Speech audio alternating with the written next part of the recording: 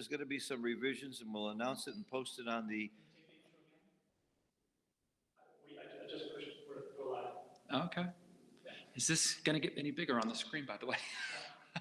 We're not Okay, live cool. yet. We are now. All right. Well, now. All right, as I was saying, we're going to. Hold on. Take two.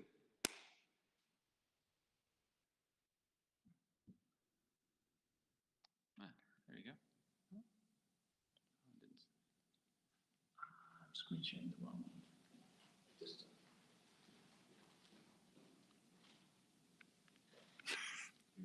Take three. Go ahead, Phil. Back to the intro game. Okay, we published the schedule, but it's going to be changed a little bit because except for the four semifinalists that survived today, everybody else wants to play in the major big Istaver tournament that starts. It's already started in some of the, but the main starts tomorrow.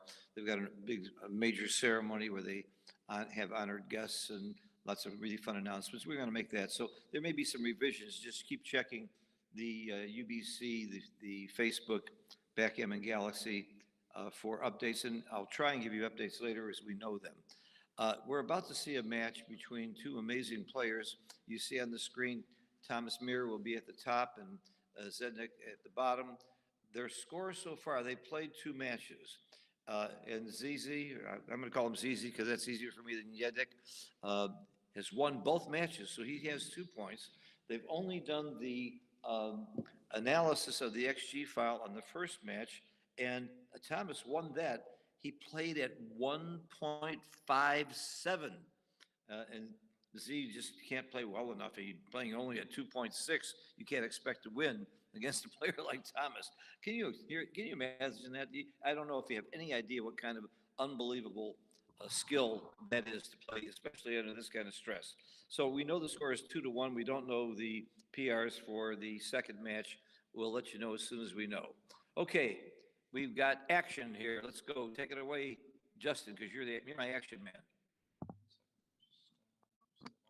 By the way, we're using a new microphone that we hope will eliminate some of that echo that you were hearing before.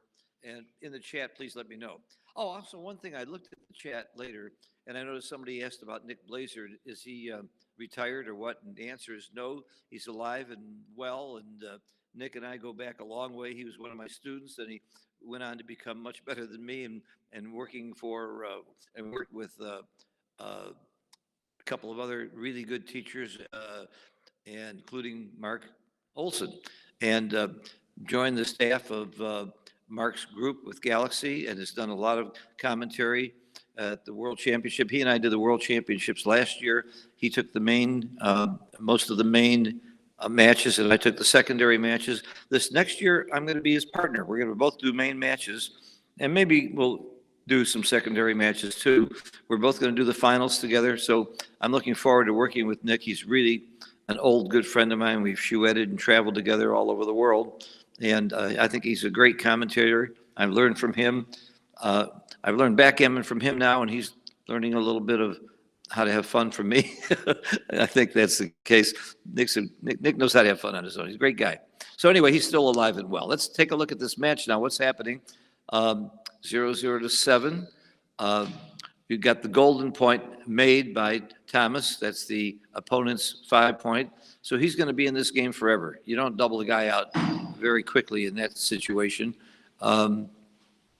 We do have the pip count shown now on the XG file. That's great. I just fixed the volume. We're good. Okay. Get the volume all set up. Great. Perfect. Absolutely perfect. Okay. Turn this down. So we've got two amazing players who are proving it over and over again this whole week. They've been both playing great. The idea of a 7-point match in this kind of competition, playing at 1.5, just was unheard of, just a rarity a few years ago. Now we're seeing it a lot.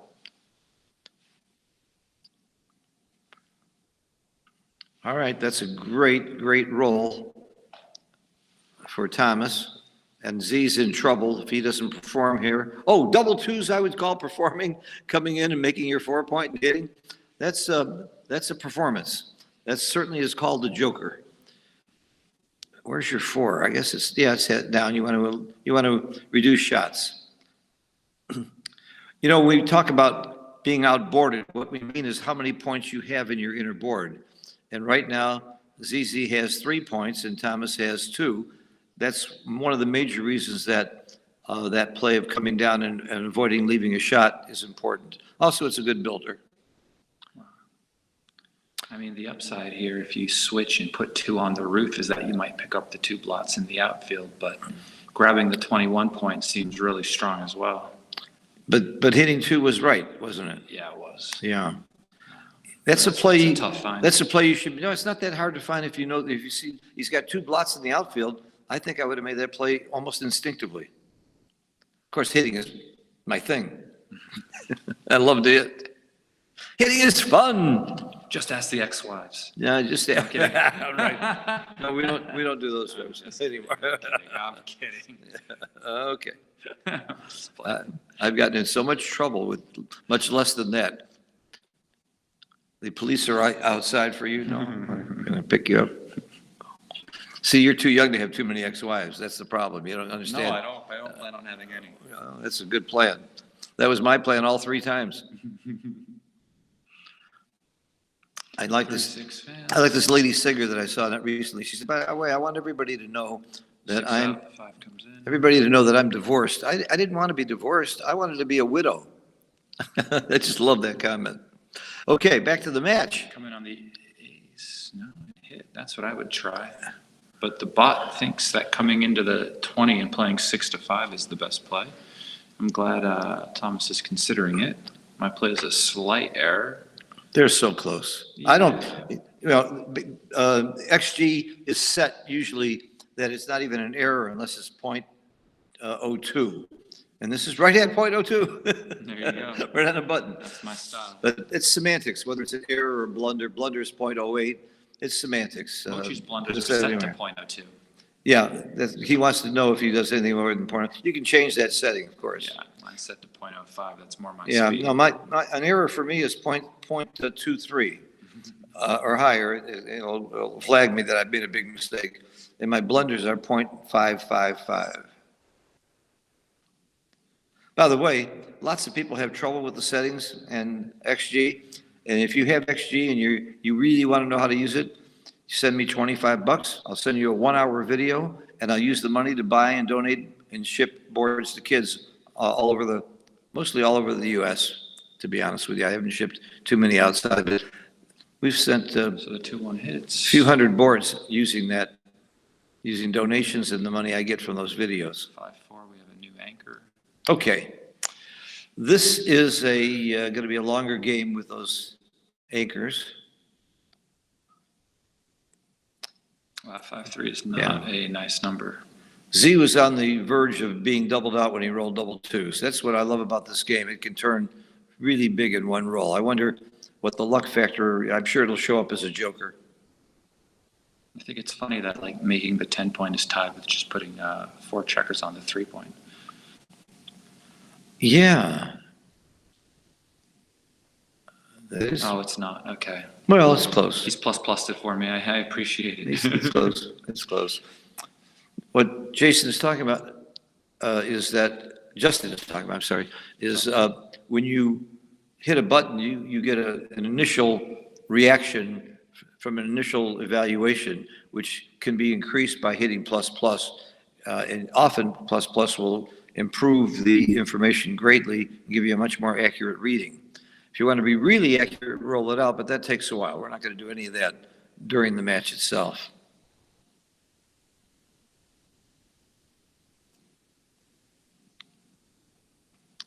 What's your play?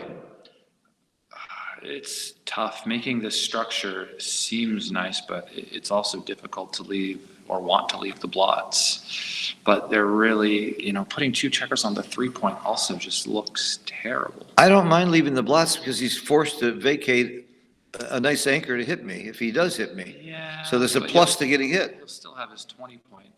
I'm happy he made the right play, but it's not an easy one. And the 5-3 hits. A lot of returns. A lot of return shots.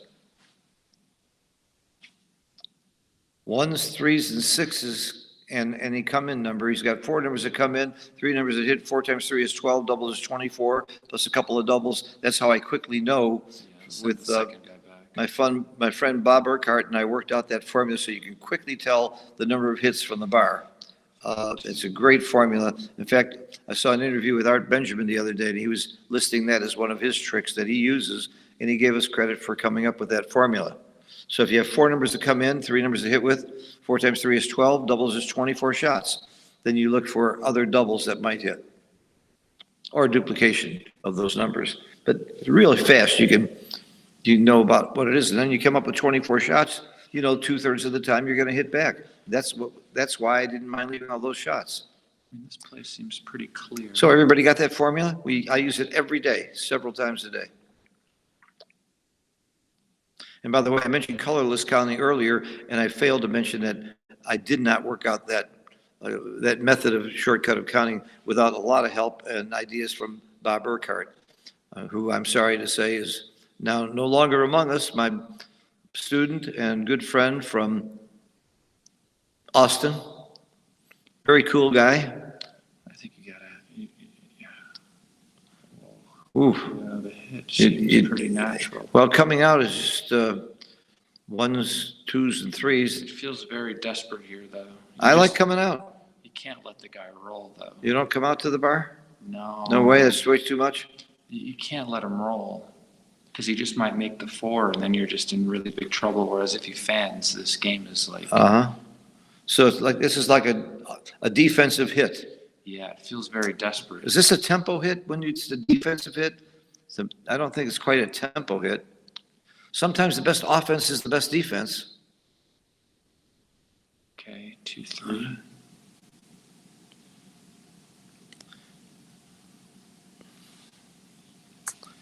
This is the kind of position that could swing either way.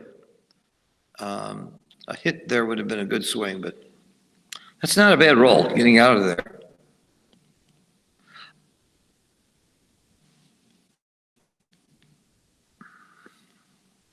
Yeah, making the 16-point. By the way, while I was on the subject real quick about Bob Urquhart, you know what he did for a living? He worked at IBM. You know what his job was? Problem solver. Anybody who had any problem anywhere of any kind, 2-3 doesn't they asked Bob Urquhart. And that's not good. This is not good.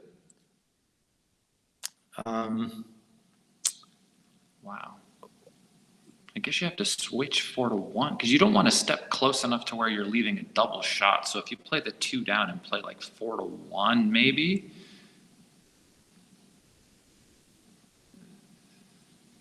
Then he could miss you. Yeah, if you leave 2 shots, then you're leaving yourself open to really get attacked on the other side, too. I probably played 14 to 12, 4 to 1. But maybe there's something special about leaving a 5. I want to chat every now and then, see if there's anybody's got any questions that we might find interesting. I'm not sure you're talking very loud. I hope they can hear you. It's an interesting game. I'm really just trying to find my own best play here.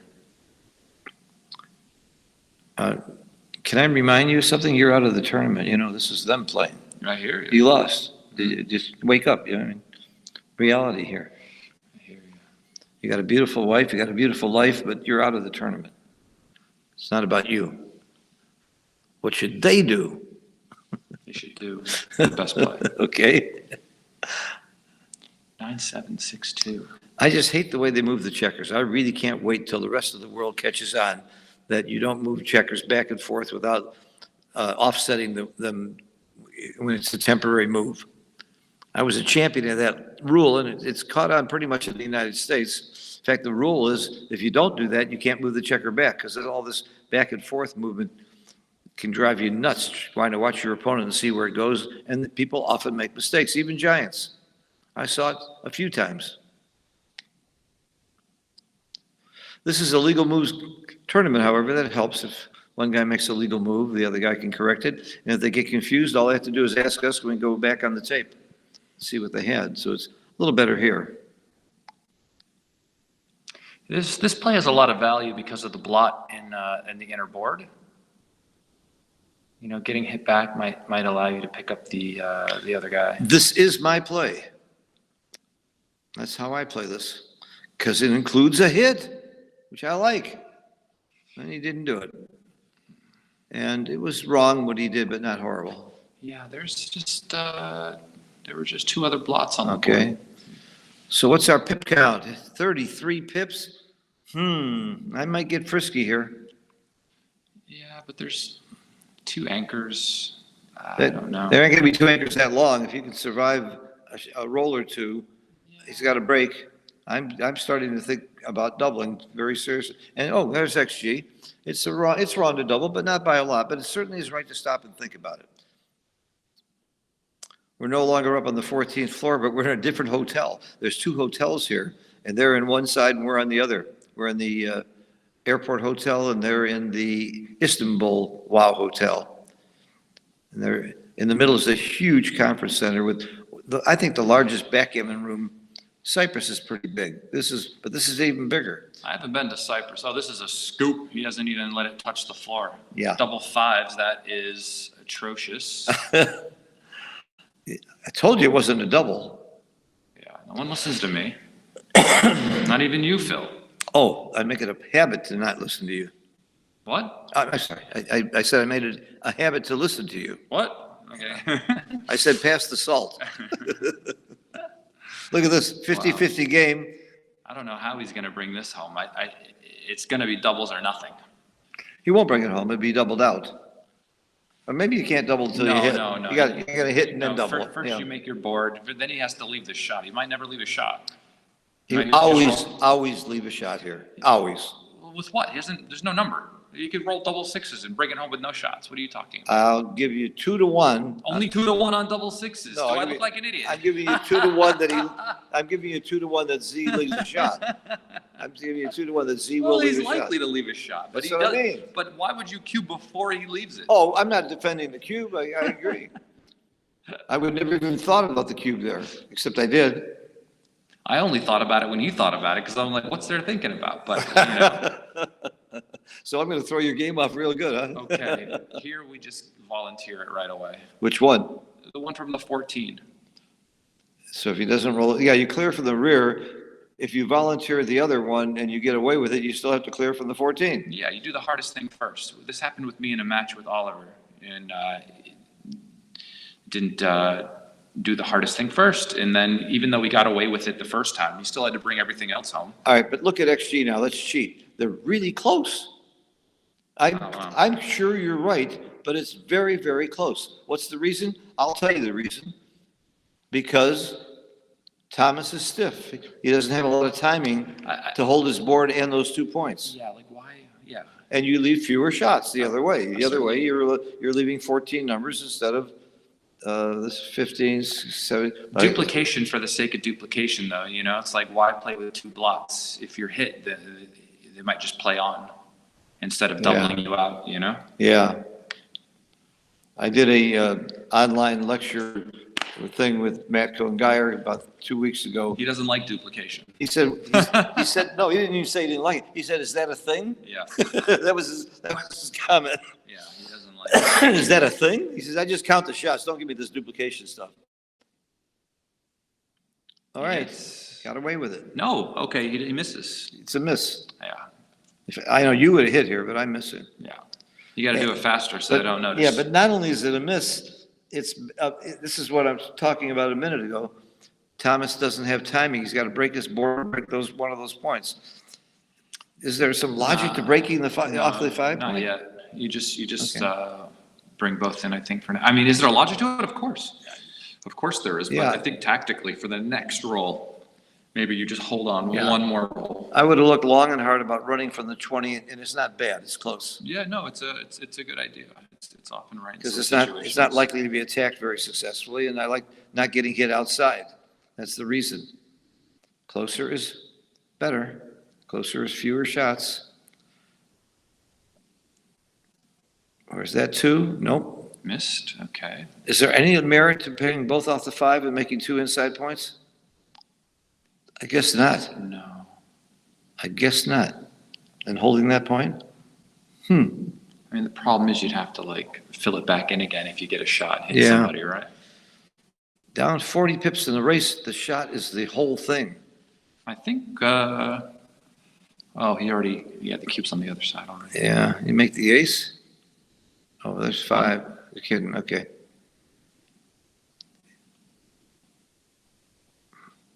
Here's the key roll. 5-1, no shots yet. Okay. Still waiting for doubles or 6-4. Even if he leaves a shot, it's only about 30% or so to get hit, proving what a great cube it was in spite of Justin's criticism of that. Nah. PR I mean, matters. you are up 44 pips. You're right, though. Even if he gets away with it, Justin made a good point. It's going to hurt his PR. I know you say he's up 44 pips now, but if all that race lead is behind the anchor, it's not always as good as it looks.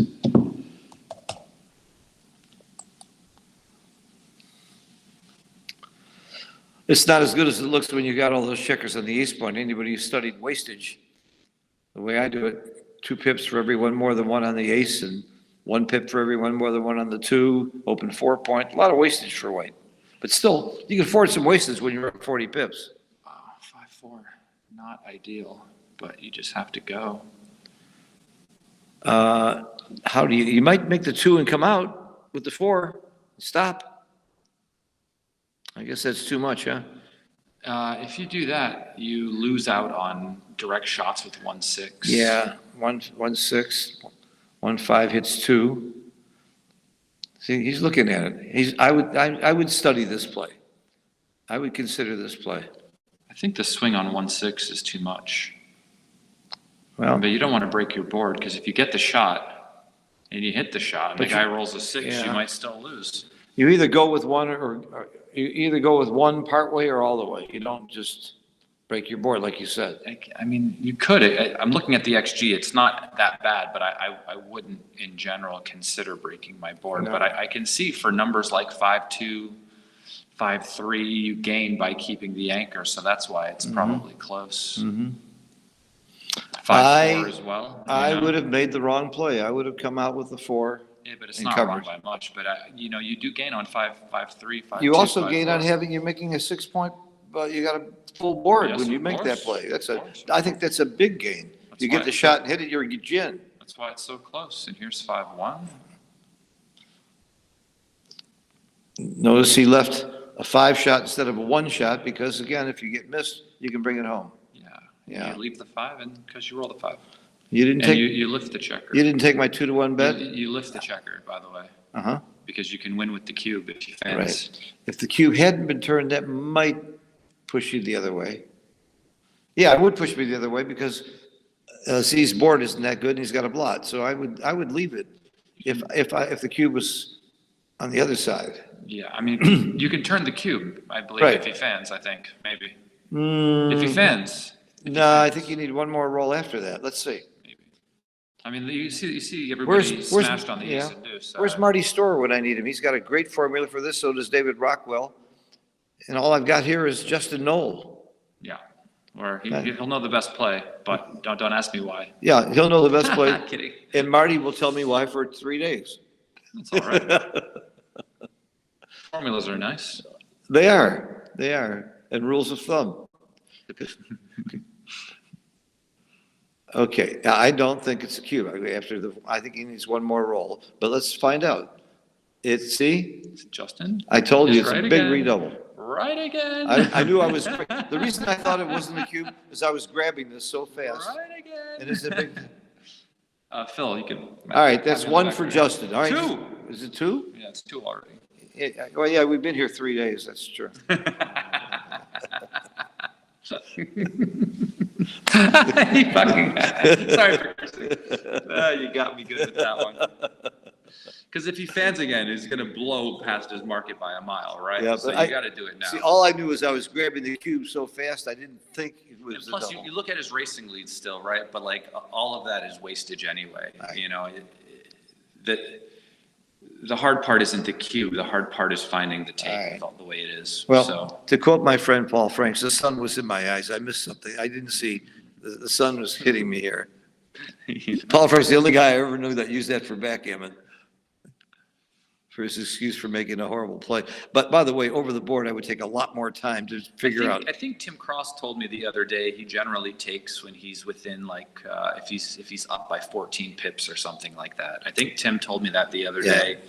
he takes when he's up by 14 pips. And it depends. That's, if your 6 and 5 points are open, the 4 points a little more nebulous, but the 3 point I found out very recently is hugely I'm worse. talking about the 6 Oh, point. the here. 6 Yeah, point. the 6 The 5 point's almost the same. Yeah. But when you start getting an open point lower, and particularly the 3 point, there's a huge difference between the 3 point being open and the 6 point being open. Yeah, that's true. Because you might not be able to even Yeah. leave that easy. You might not come in and leap. And they can also Yeah. build like outside primes in some positions, but not this one because the checkers Yeah. are. The other thing is that O'Loughlin educated me on this one too. You don't just add 25 pips for the checker on the bar because you have to take into account the probability of not coming in. So there are formulas for this. There's gut reactions, but then your This is 14 tough, pips. But this is, yeah, I mean, that's just what Tim told me the other day, and it seems like it would work here. Like if he was worse Yeah. off by 2 pips, then it looks like it would be enough for All right. for a pass. But I'm going to give you a sure bet. Knowing how good Zedek is, I bet he makes the right decision. He's that good. Okay, how much we betting? $10? Never mind. Never mind. Whew. Glad I delayed that one. Glad I delayed that one. Oh my God. And I would have gotten my $10 back. You would have gotten your money back. I would have my name on that money already from that other bet. I have learned long ago, don't bet against the Giants. Man, that's so funny. Ask Joe Russell what my Well, record is betting him. The problem with this play here, right, if you do this, is that if he rolls a 6 and stays there, you might leave a shot as he rolls another 6 to come in. So I think going to the 13 point and the 7 maybe seems okay. You only get hit with 6-1. It's often right to volunteer when he's on the bar, And- especially, the other factor is, look at Z's board, he's got a blot. And you still get shots with 6-2, 6-3, 6-4, Right. 6-5, I guess. But here, if he rolls a 6 and Ooh. he's not going to stay there though. He's thinking about it, but you have to go because you don't want to waste any more in this race than you already have. Not only that, look what happens to your 4. If you get into a hitting exchange, you could get gammoned. So No, there's no gammons. if he stays and breaks his board, you don't want. When you pick up 3 Yes, checkers or something. you silly? could pick up 2 checkers, whatever. If you didn't have to break your board, you'd think long and hard about staying. If you had a spare on the 6, If I had some other checker to play. look how close it is. Holy cow! Yeah, but you got to. How could it be that close? Because 6-1, 6-2, 6-3, 6-4. Yeah, but then you got Also, but you you got know- no board. He's got to give it to you. You've got to hit it, and you got no board when that happens. And when you hit it, you got 2 blots to have in your board as well. But the race is really close. That's Well, why I would run. again, the race isn't as close as it looks because of wastage. You got to keep remembering. But the thing is, you're going to be wasting even more if you break your 6. You're right. You're absolutely right. I was coming out until I saw XG how close it was. Then and XG says come out, by the way, but when I saw how close it was, I began to wonder about the logic of it. Any comments about this? Keep an eye on that every now and Yeah. then. Matt also said 4-1, 4-2, 4-3, 3-1, 3-2. He now has to break his board as well, I guess, with some other You know plays. why Matt says that? He likes to count. I never saw a guy that likes to count as much as Matt. I mean, that's also why it's close to play 6 Yeah. to 2 because of those other numbers. It slows him This down. game is all about counting. But you also lose on 5-1, 5-2, 5-3, 5-4. Yeah, how about 5-2? Yeah. Yeah, You're you'd right. be on the roof now. He'd be on the roof. That's right. And if he came in and hit back and have 2 blots on his inner board, it wouldn't be fun. 3 and 6 to 5. I don't- maybe. Really? Yeah. Huh. I'm not sure about that. Yeah, it's generally a good idea to play 6 to 5 there. Well, there is a penalty for the open 6 or 5 point, and you just took away an open key point, so that's the reason for the play. Mr. Trice did a lot of good work on this. He really was brilliant about bearing in and bearing off. And by the way, we were mentioning books earlier. Backgammon Boot Camp still has to be one of the best books ever written. Yeah, that's my favorite one. I actually gave a little help to Walter in editing that and working with him on it. Some of the stuff in there I actually did some rollouts for him. 3-1. He's another person I miss, really super guy.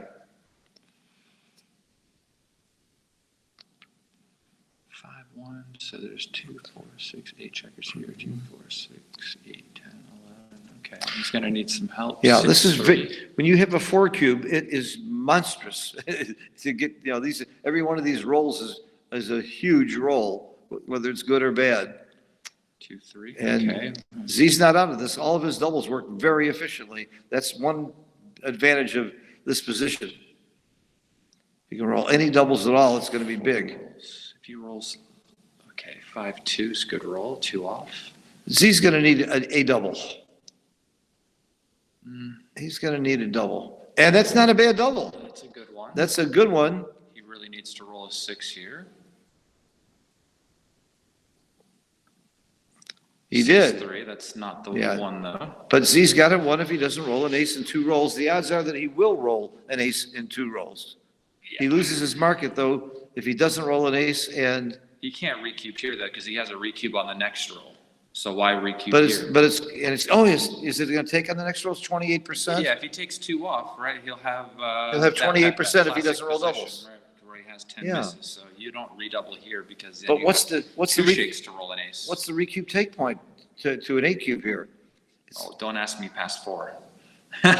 Wait, we should be able to figure this out very easily. If Yeah. we know his odds of winning would be 28%. You just have to wait till Matt answers, that's all. It'll be faster. Well, I don't want to see Matt's answer. I'm smart enough, and so are you, to figure this out. 5-2. That's Okay. it. And Now- now you can also try to fade Oh, his this is doubles. fun. This is fun. 6-1. All right, Okay, now, now we have a redouble. okay, now we know it's 28% chance for black to win, for Thomas to win. I'm sorry, 30, it's not 28, it's 31%. This will be a fast match, my friends. It's 31%. All right, now here's a bet. You want to bet on who rolls an ace? Ace! Oh! There's an ace! Oh, From wow. outer space, crazy. I'll tell you what, I What's bet the the PRs are great. Look at those PRs. Both played under 2. Oh, we need a It's rollout. how, of course. Well, Thomas Muir this looks is like not he wins official. 2 points. Yeah, this is not official. This is not official, This and it is could not, change. This is like a 3-ply. Some of them are plus. Oh, plus. my God, though. Both played under 2. What an exciting game. Of course, you're going to, it was only a 2-game, what is it, 2-game match? A 3-game match? So, what is a 1-game match? It was a 1-game match. One Phil. game We had an match. 8 cube. Yeah, that's right. Wow, that's a lot of fun. Wow. Okay, let me see who we got up next. We have, Oh, by the way, Yeah. Matt said in the chat that with the 4 checkers there, with 3 on the checkers on the 1, 2, 3, it's a beaver for money.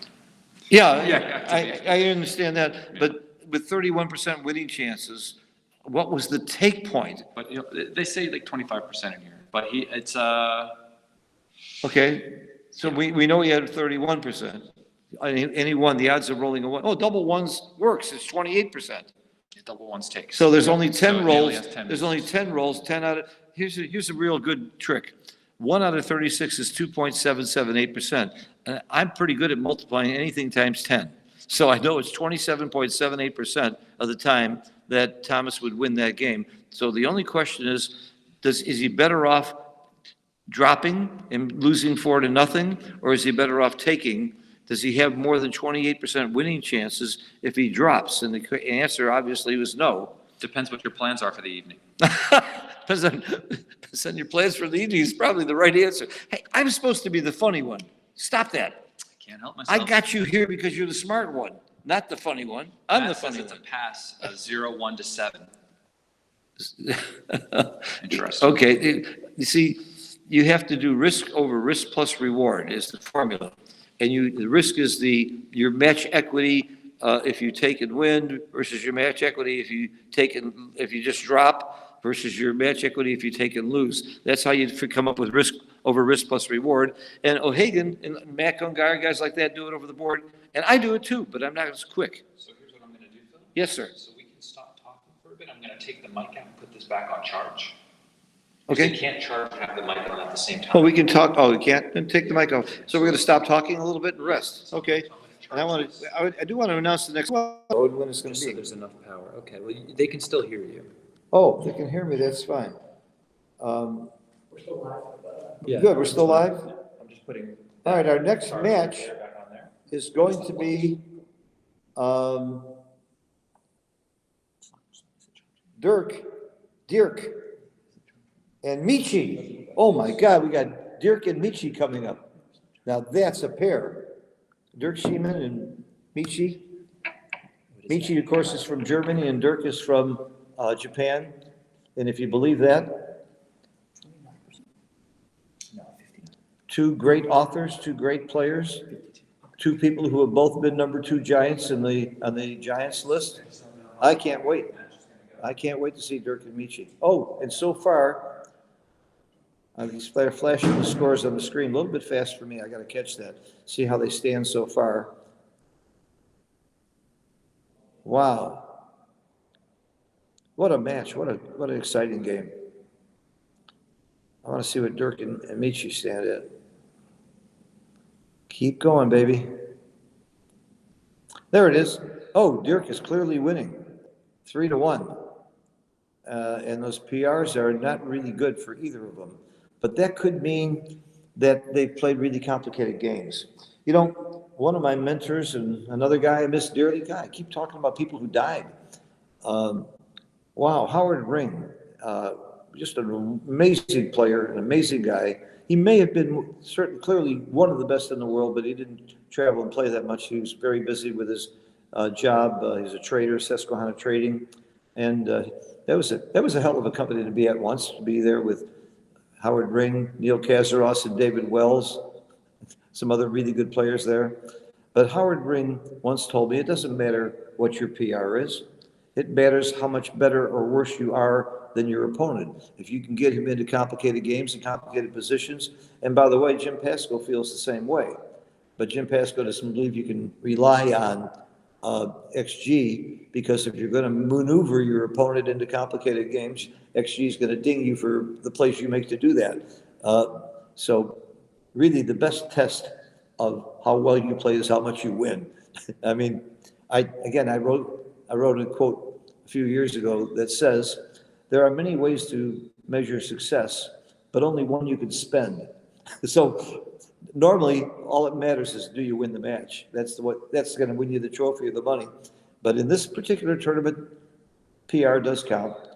This is an unusual event. This is not usual backgammon. For those of you who don't watch a lot of backgammon or are new to this, this is a very special kind of competition where both your performance based on the computer and whether or not you win the match both count.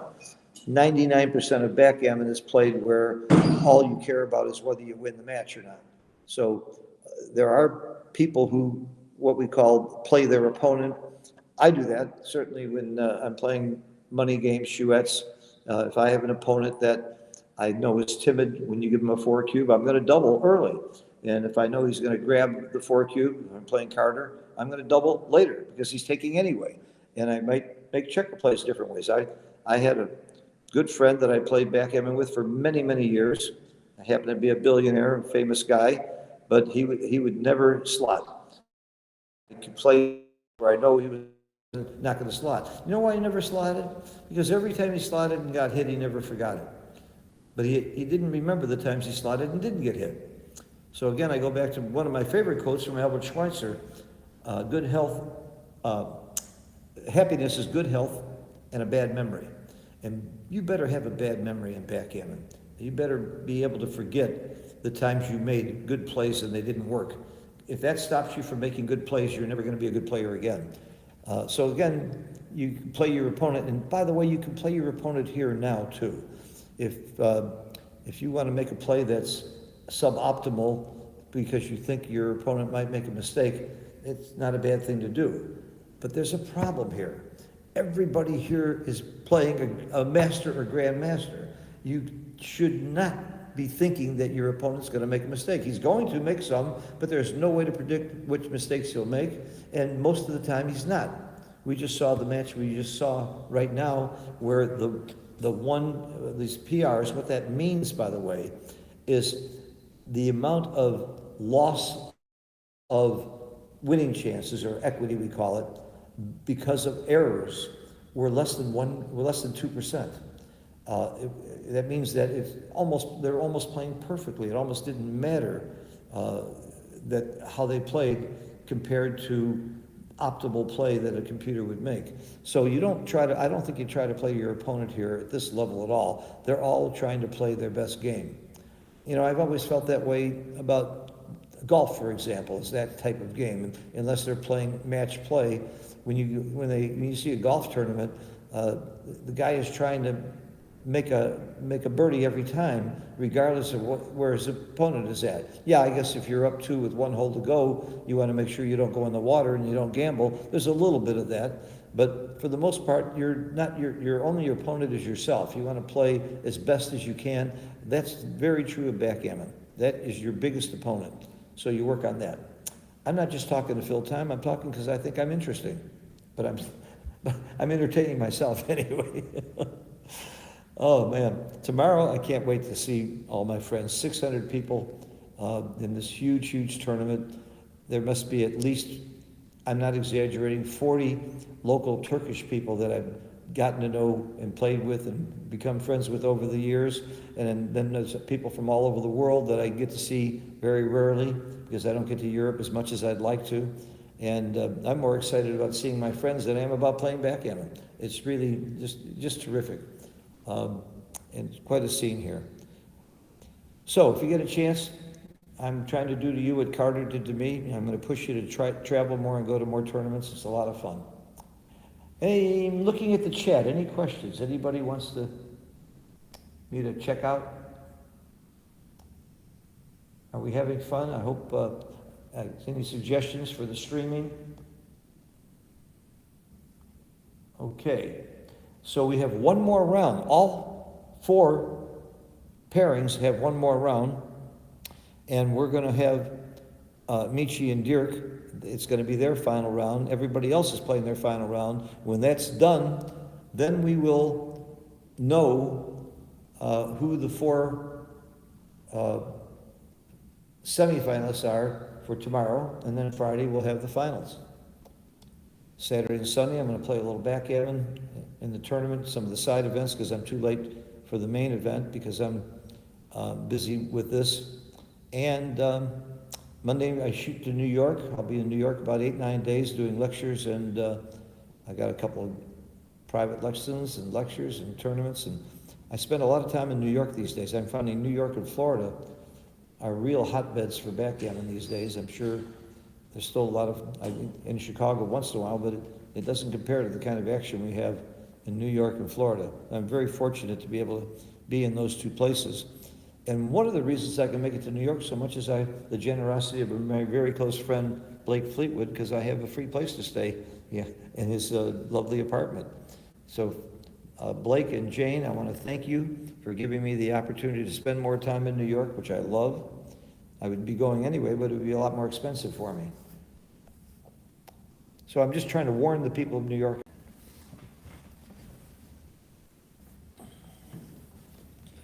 That's why. What? That's why it's picking up you more than. No, he unplugged this. No, it's pointing this way. So you get a charge. He talks softer too. Yeah, if it's pointing like this, Yeah. it catches both of you. Well, then we'll do that. Yeah. Good. I think we'll have this perfected by Saturday.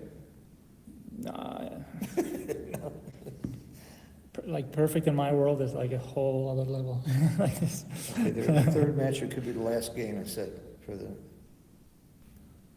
I think. I don't know if that's an old message or not. I gotta look. Okay, it was just a network connection that we lost for a little bit. I think we're live now, actually. Okay. I'm gonna restart.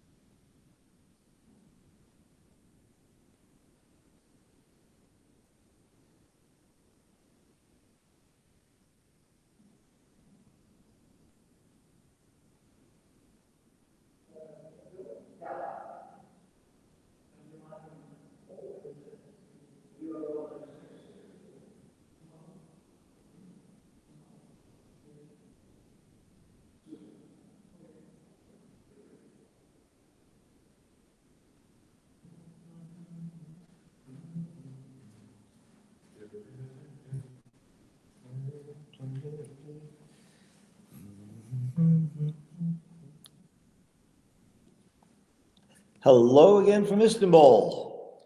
I'm told that we're going to have Dirk and Michi on hand very soon, and so stay tuned. I'm going to look at the chats a little bit.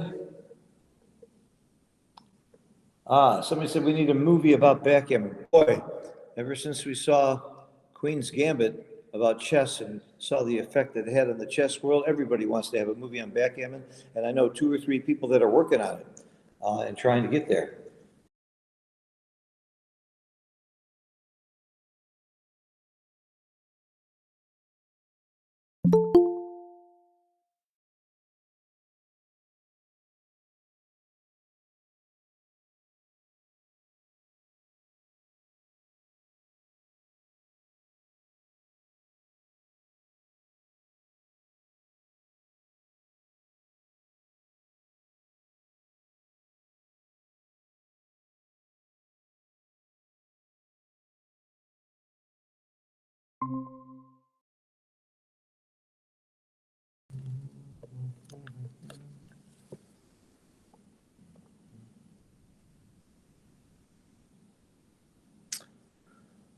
Well, I appear to be back online again. That's nice.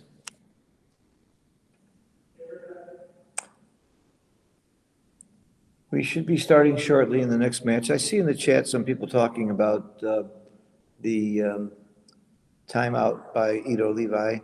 And absolutely, if somebody times out because they just let the clock run out, it's a huge penalty on both their PR and losing the match. Ito had extenuating circumstances because there were some glitches and internet problems that he was able to clearly demonstrate, because even before he timed out, he had shown to officials that his clock was running and he couldn't move. So there were extenuating circumstances that were taken into account. A compromise was made. I don't know all the details of the ruling, and I don't know all the details of what happened. All I know is that it was a very sad thing to happen, and it penalized Ito, but he still had a chance on points, but not on PR, to make it in.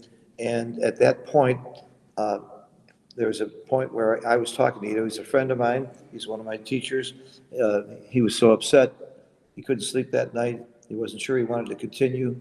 And the ruling was very fair. He accepted it even though it wasn't the ruling he would have liked, because he's a hell of a good sport. And he respects the game. He respects the tournament people that are trying to do their best to be fair. So even if you don't like it, you go, when you enter a tournament, you agree to abide by the rules and you agree to respect the tournament director and people. And Ito proved he has that kind of character. So he walked away, in my opinion, a superhero. He almost qualified on points. And his PR was extremely good. The match that he timed out on, he was about to win and possibly win a gammon for the whole match. He had a relatively easy play. Dirk and Mitchie will be here. They're still playing or finishing their game. Oh, they're still finishing another game? I think they're finishing their game, and when they finish completely, they're coming. Okay, so we got a few minutes. They're finishing a previous game, I was just told. At any rate, Ito is one of my heroes. He took it in stride. He went on to play very, very well after that incident, in spite of not sleeping the entire night and being upset. And, he and I had breakfast. My goal was to calm him down, but he was already calm. He was I'm not sure I would have taken it as well as he did. So, and he also proved what a great player he is. This kid is a kid. He's 39 years old. He's been under stress before. He went through a period of time where everybody thought he was a cheater, because how could you play that good and be an unknown and play like a grandmaster? And then he's proven repeatedly that he's not a cheater, that he does play at that level. And I don't blame people for suspecting it, because most people who play at that level that you've never heard of, if I see somebody playing around under 3 PR and they've never been to a tournament, I never heard of them, I'd be willing to bet they were a cheater. But he proved he wasn't. I wouldn't come out and call him that. I wouldn't suspect it, though. They looked at his matches. They did everything. In fact, they even wanted to suspend him from play. He lives in a small town in Israel. It's not easily accessible to tournaments and other things, but he made it a point to go to Tel Aviv, to David Presser's house. I set it up with David, who's a highly respected teacher and player, and he's also highly ranked in the BMAB as well. And a live presentation, he proved, live matches, he proved he can play at that PR. I don't remember the exact numbers. Anyhow, a committee was formed. Mate did the right thing. He didn't want to do this himself. He brought in some very knowledgeable people, and they all agreed on what they thought was a fair settlement.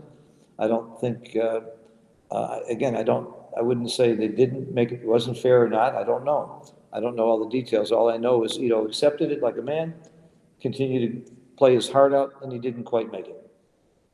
We'll see more of this guy in the future. He's about to have a baby, so we may not see him right away. He doesn't travel that much. He's got a full-time job, and he also teaches in his spare time. So he teaches again for the Backgammon Learning Center. But I think it was handled beautifully. He handled it beautifully, and there's no embarrassment about it. I hope that answers any of the questions. I saw a lot of posts about that.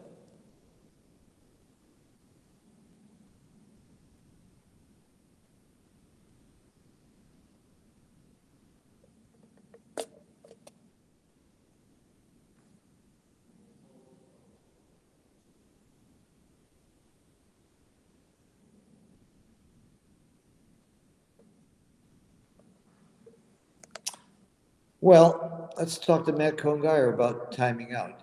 My favorite, I was there, I saw it, the duel in San Antonio, the finals, Matt Congeyer against Kiko.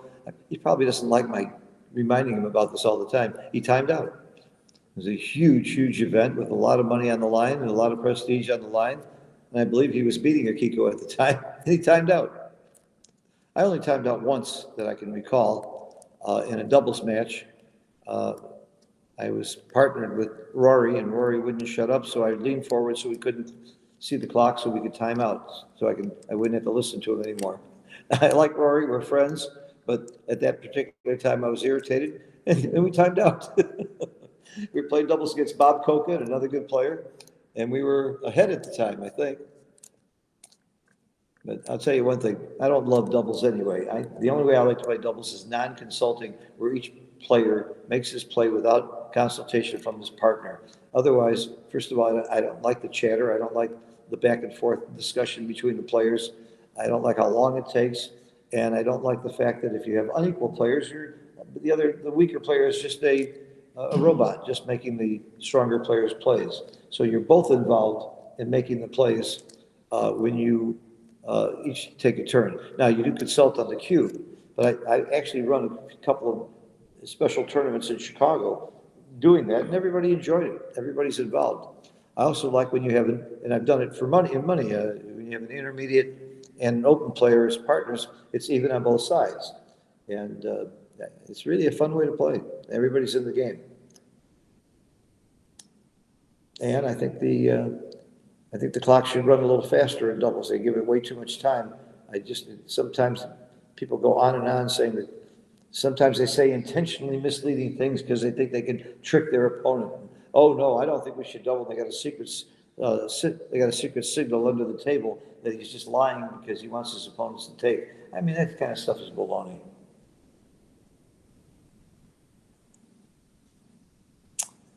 But a lot of people like it because they offer a lot of tournaments. For me, I've run some tournaments. I've run ABT events, major events. My side games are going to be fun variations. I don't even want to play blitzes. You play enough regular backgammon and regular matches all the time in a tournament and online.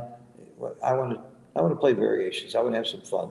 I want to play Pascal gammon, cancel gammon. Cancel gammon is a neat game where you can cancel out a roll or cancel out one of your opponent's rolls, make them roll over.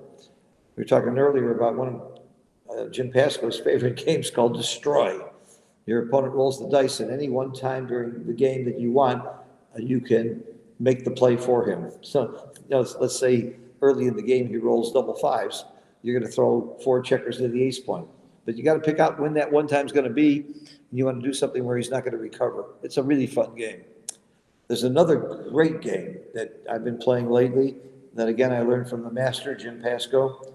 One player gets to roll twice in a row, and the other player gets to call his roll, whatever he wants. And to this day, we don't know who has the edge. Jim doesn't know, he says. It's about even. And I know Svabody loves this game too. But these games make you think differently. If you're going to roll twice in a row, you leave a block on the first roll so you can cover it on the second roll. Things like that. You're playing very differently. But then you got to remember, oh, wait a minute, my opponent can call his roll anything he wants. So you can't leave him a joker. So, I mean, there's just so many great variations. Pasco gammon, which I invented and named after Jim Pasco, you set up as one player normally and the other player in a huge backgammon with lots of blots. And if you play it right, the guy who's set up normally ends up in the backgammon because you can't go forward. And you really, really learn how to master backgammons that way. And extreme gammon can't help you. You can't put a position in and rely on extreme gammon to tell you what's right. Even the opening moves, I'm not sure, nobody knows what's right. It's really fun. I can go on and on about variations. Again, I'll check the chat if you have any questions.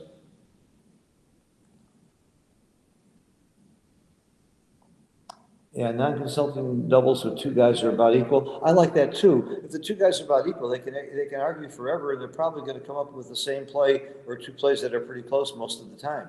So why not just trust each other to do it that way?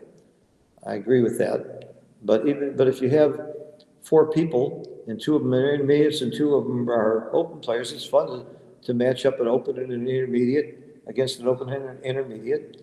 And it's a fair matchup, and you just don't consult on checker plays.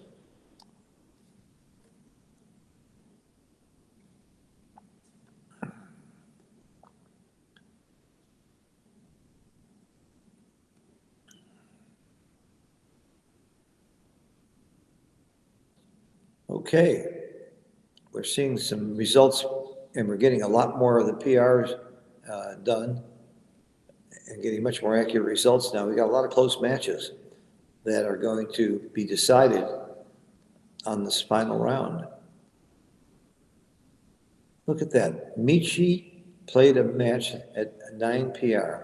That makes me feel better because I've played matches at 12 and 13 PR sometimes and was ready to slit my throat. But those things happen, and it's not necessarily, was Michi having a bad day? Maybe, but maybe he had a lot of really, really difficult positions and difficult plays. I mean, here's a guy, Michi, who averages somewhere under 3 PR, playing 9. I mean, that's a real anomaly. That's not something you're likely to see. But, like I think I mentioned this earlier, I saw Mochi play at 22 PR in one game in San Antonio in the semifinals against Ron Lareo. Ron had 3 seconds of the clock, and Mochi had an opening 6-1, slotted his bar point and his 5-point, and just got into a super back game, hoping Ron would time out, and he didn't. Ron went on to win, played me in the finals. That's why I was so intent watching the match, because I was going to play the winner. Part of me was kind of happy Mochi lost. I figured I had a much better chance against Ron, and I sat down against him. The guy played like a genius. Go no. And by the way, over the last 6 years, I think I have a winning record against Mochi in tournament play. I think I've won more than he has. But don't bet me on the PR.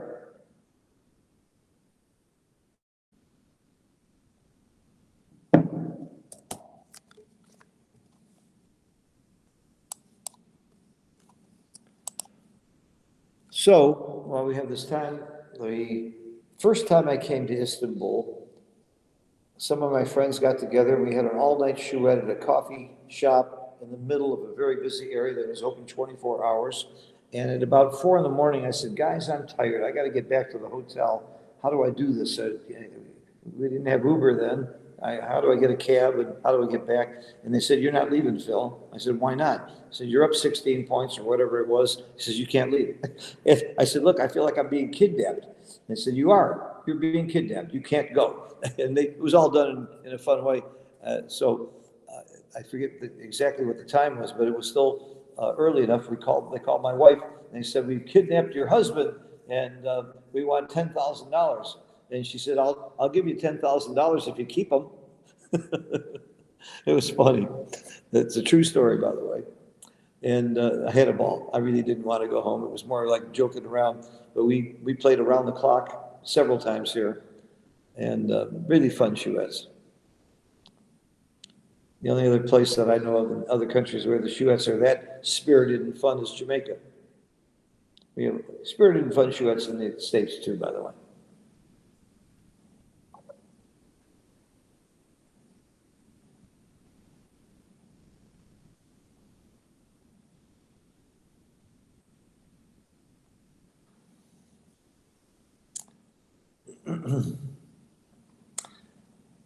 Here's another funny thing that hits me. I have a Facebook page. If you're not if you're a backgammon player, I have about 5,000 backgammon player friends. I post all kinds of positions and I get great comments from many of you people who are watching today. Wilcox Snelling makes a lot of comments and other really great players. And it's fun and I learn a lot from posting these positions. And I post backgammon news, stories, all kinds of stuff. It's my personal page. I'm not pushing any products or anything. But with 5,000 backgammon friends, I certainly don't know them all. These are people that ask to be my friend who play backgammon. I walk into a tournament like this and someone comes up to me and says, oh, I'm your friend. You don't know me? He tells me his name. My name is so-and-so, and I don't recognize the name. He says, I'm your friend on Facebook. Well, he might have 200 friends and he knows them all. I got 5,000. I just can't catch every name, but I really like the fact that he came up and we talked. And in the future, when I see his posts and when I go on Facebook, I might even go to his page and look when I have time. And I really love Facebook. It's a way to stay in touch. I haven't gotten into the Twitter and the other medias yet. I guess I'm too old for that stuff. But I love Facebook bringing us all together in communities, and I do check other Facebook pages of federations and organizations, the USBGF website and Facebook pages. I check all the time, and it's fun. It's a great way for us all to stay connected internationally. Okay, I'm going to rest my voice and wait for the match to start.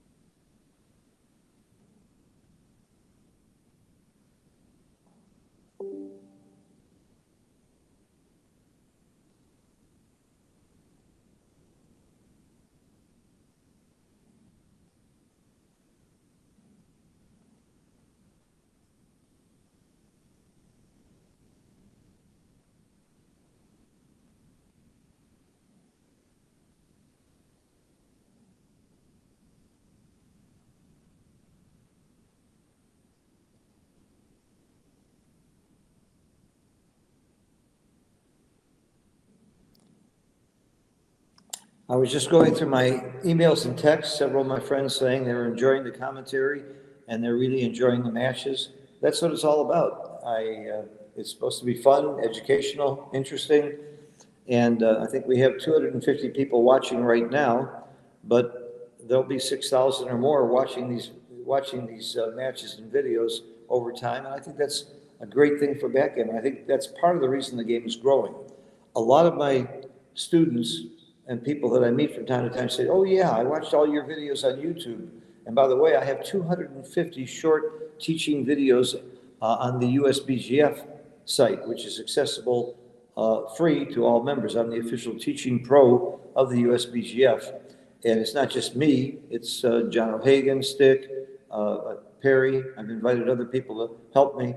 Every one of them is an educational or a quiz, something fun. And then if you go to YouTube, you're on YouTube now, look at my channel. You'll see I have a lot of interviews, a lot of fun interviews with people. I love my interview with Paul Weaver where he plays the piano. And I had a lot of written interviews before that. And I said, wait a minute, it's more interesting to do video interviews. So between my videos and written interviews, I've interviewed a lot of the top personalities and players in the game. Mochi, Dirk, Victor Ashkenazi, a lot, the list goes on and on and on. And the written interviews can almost all be found on Backgammon Galore, bkgm.com, a great resource website, by the way. A lot of really great articles. You'll see I have about 100 articles there. I'm not exaggerating. And Kit Woolsey's got great articles there, Roberti, and there's comments, and just about everything that ever happened in backgammon is chronicled there. So I recommend you look at that as well. And people ask me about books. I think we talked about it. There's so many really good books out there now. Nick Blazer's got an excellent book, Sednek, and we all know how much everybody is using and likes Michi's books. Mark Olson's books are terrific. And again, if you're a high-level player, you need to get Dirk's book of the theory of backgammon. It takes it to a higher level, and it's a little hard for me. I'm really working hard to understand it, but the more I get into it, the more I understand more deeply what's going on in this game. About why, a lot certainly about the cube inequities. I've learned a lot more about that. I'm approaching my approach to the cube and complicated cubes differently. I'm not sure I'm getting much better, but I'm working at it.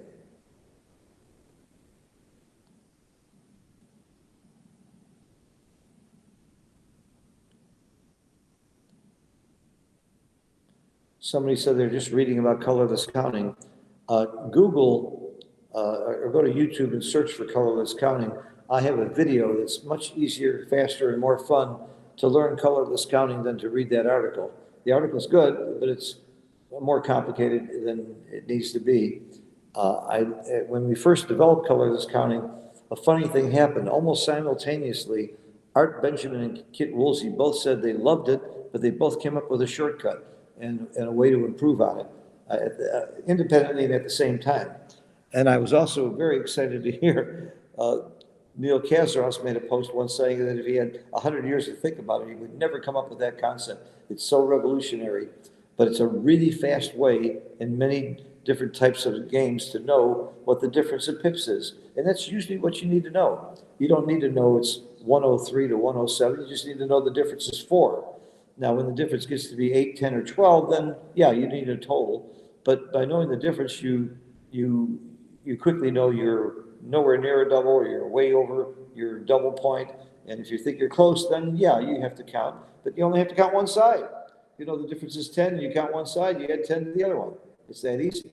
So you're not wasting a step if you turn out having to know the exact pip count. And it's just a fun way to do it. There's other crossover counting, quadrant counting. Cluster counting, of course, is the Bible. Jack Hussein is my hero. He's an old friend of mine. Another guy that passed away years ago. Keep talking. When you get old like me, you talk about people who pass away a lot, I guess. Boy, I sound like my grandfather, don't I? I am my grandfather. Anyhow, Jack came up with cluster counting, and you can get a copy of that article at Backgammon Galore from me. And it was the first one that came up with the idea that if you have like 2 checkers on the 8 point, and 2 checkers on the 7 point, you don't add 16 and 14. The 8 and the 7 total 15. So you know instantly it's 30. If you have 2 checkers across from each other anywhere on the board, that's 25 pips. So if you see 4 checkers across from each other, instantly you know it's 50. And if it's offset a little bit, one way or the other, it's going to be 48 or 52. In 2 seconds, you've saved counting the actual pips and adding them together. Makes it real easy and fun.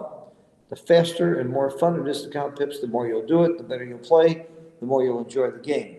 Because it's a pain in the butt to stop and have to count pips, especially if you don't do it easily and well. And of course, it's even worse to get the wrong count and make the wrong decision. Any minute now. I'm just responding to posts here. When does the next match start? That's the greatest question in the world. It's supposed to be any second now. One of them just finished the previous match, and I'm told they're on their way. So on their way, I don't know what that means. I'm in the Wow Hotel, Airport Hotel, which is about 100 yards away from the Wow Istanbul Hotel. They're almost twin hotels separated by the conference center. So I'm nowhere near the playing room, so I couldn't tell you what's going on there. I think, they're entitled to some rest between matches. 7-point match, when you're playing for PR, it's mentally challenging. It's not a relaxing thing at any level, especially when you're trying to play perfectly.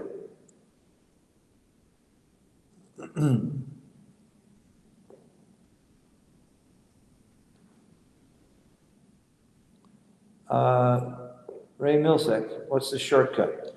Well, the shortcut that both Kit and Art Benjamin came up with is if you have 15 checkers at each side, you don't have to worry about the quadrants. You can do a straight colorless counting that way. And it doesn't matter if you have 5 blue checkers on red side.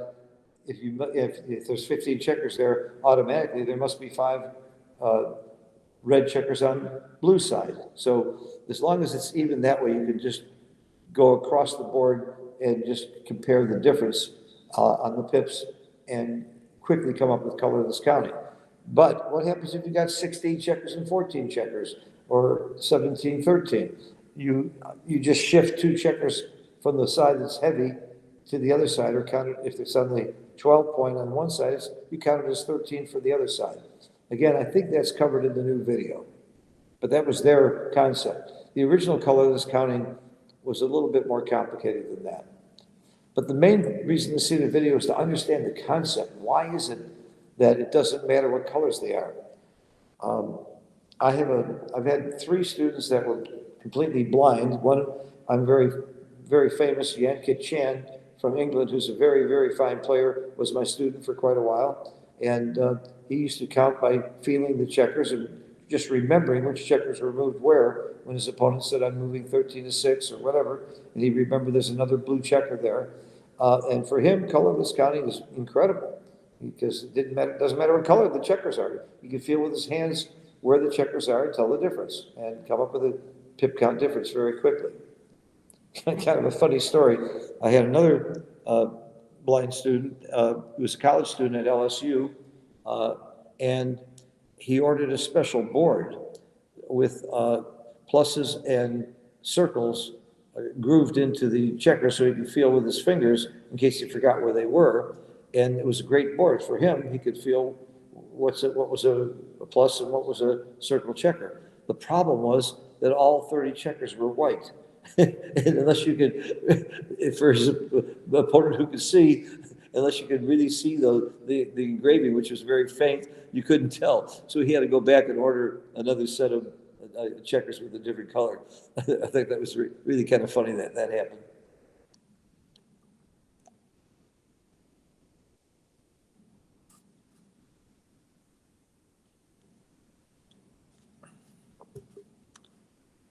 All right, I'm seeing what you're seeing on the screen.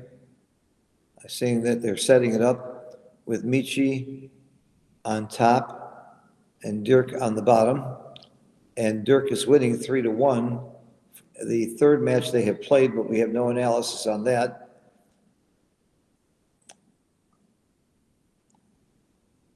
And it's not a surprise that Dirk may be beating Michi, because Dirk is an amazing, incredible player. He's way up there. I think he lost to Mochi in the Contenders, I think the year before. I think he was in the finals. And he lost to Mochi, but it gave him a hell of a battle. I do remember Dirk wasn't happy with his PRs. He felt he didn't play up to his potential. He's a perfectionist. I don't think you get that good without being a perfectionist anyway.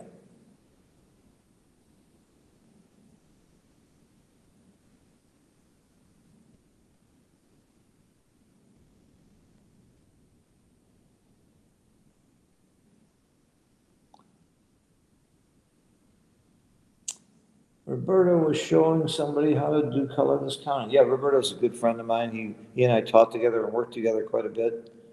The best proof that Roberto's a great teacher is look at Irina, his wife. She's become a very strong open player. And I remember not that long ago, she was in the intermediate division and not that good. So she's had a hell of a great teacher, but you have to give her credit too. She's a smart lady, very sharp lady, and a very nice lady. I'm sorry, Roberta, but I like your wife more than you. She's really kind and sweet. You're kind and sweet too, but in a different way. You do have longer hair than your wife.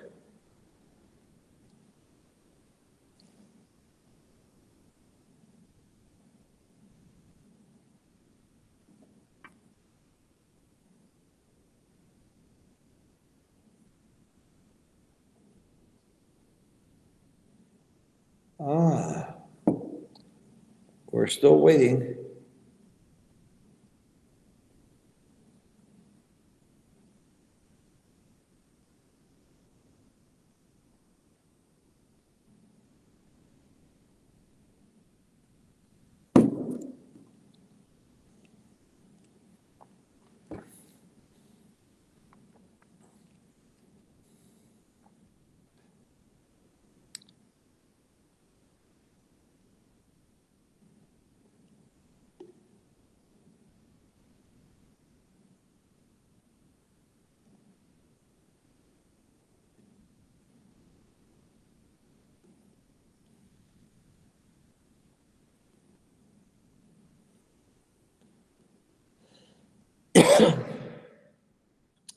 So what happens at the end of 4 matches if the scores are tied?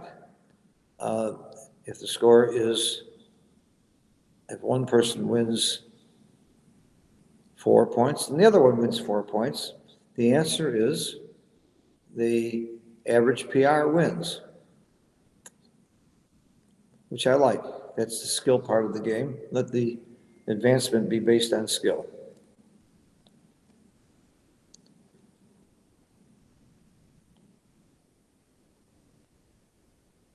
And I think there's going to be some ties.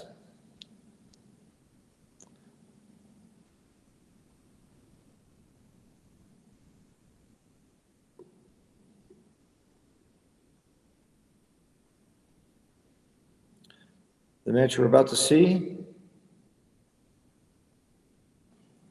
will be Michi and Dirk. Boy, all these scores we're seeing put up are really close. And we're still, look at these PRs. Mochi has a PR point 0.76 in one match, under 1 PR. Wow.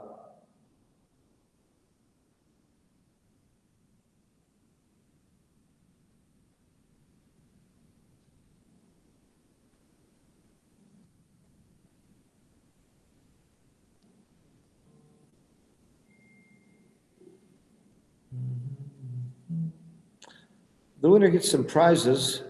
There's not any money involved. There's an all expense paid to the finals against Sander for the championship in December in Copenhagen. So people are playing for the love of the game and the glory and the fun. And it's also nice that they're here and able to compete in Istanbul, except that, again, the Final Four will not be able to play in the big tournament. I had made a bet with Ian Terry that the winner of the Istanbul tournament with 600 players would be one of the 30 players, we thought there were 30, who played in the UBC. And of course, I was getting odds. I was getting 6-1 odds because that's still a long shot. But we found out that the top 4 players who are going to be the finals of the UBC can't play in Istanbul. And Ian texted me that he didn't know that, I didn't know that, and he would let me out of the bet. And we canceled the bet because we didn't have that information. But if he had said, I'm sorry, that's tough, or didn't say anything, we'd have a bet and I'd live up to it. A bet's a bet. But he's such a good gentleman. And again, he's another one of our teachers at the Backgammon Learning Center, and it's really helped his game. Here's a guy, young man, that's really come on as an excellent player too, and really, really sweet guy, a good friend of mine. But to just offer to cancel the bet because we didn't really know that I would have far less of a chance, it's a very kind thing to do. I offered him the option of giving me 10-1 and keeping the bet, and he chose to cancel it. Because the odds, if you take away the 4 best players or the 4 players that go on, they may not necessarily be the best players, but the 4 players that win this competition, you take them out of that, my odds went way down with 600 players of one of them winning. So thank you, Ian. I want to do it publicly. Very wonderful, sweet gesture, kind guy. And the money means almost as much to me as the friendship. So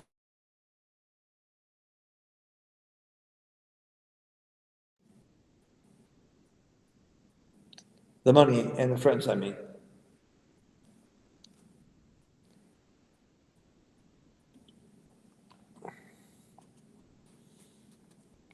I'm still waiting on the schedule tomorrow. We're probably going to start at 10 o'clock in the morning and take a pretty big break in the middle of the afternoon because there's the opening ceremony and awards that Fuad is having at his tournament, the Istanbul tournament. And that's something not to be missed. They really put on a show. They call up people from all over the world and honor them. I've been honored there before, where they called me up, thanked me for coming personally, gave me a special scarf to wear to show that I was an honoree. And I think they're doing that again tomorrow. And one of my favorite things is being honored. I don't know what that is, but something about being honored that I like.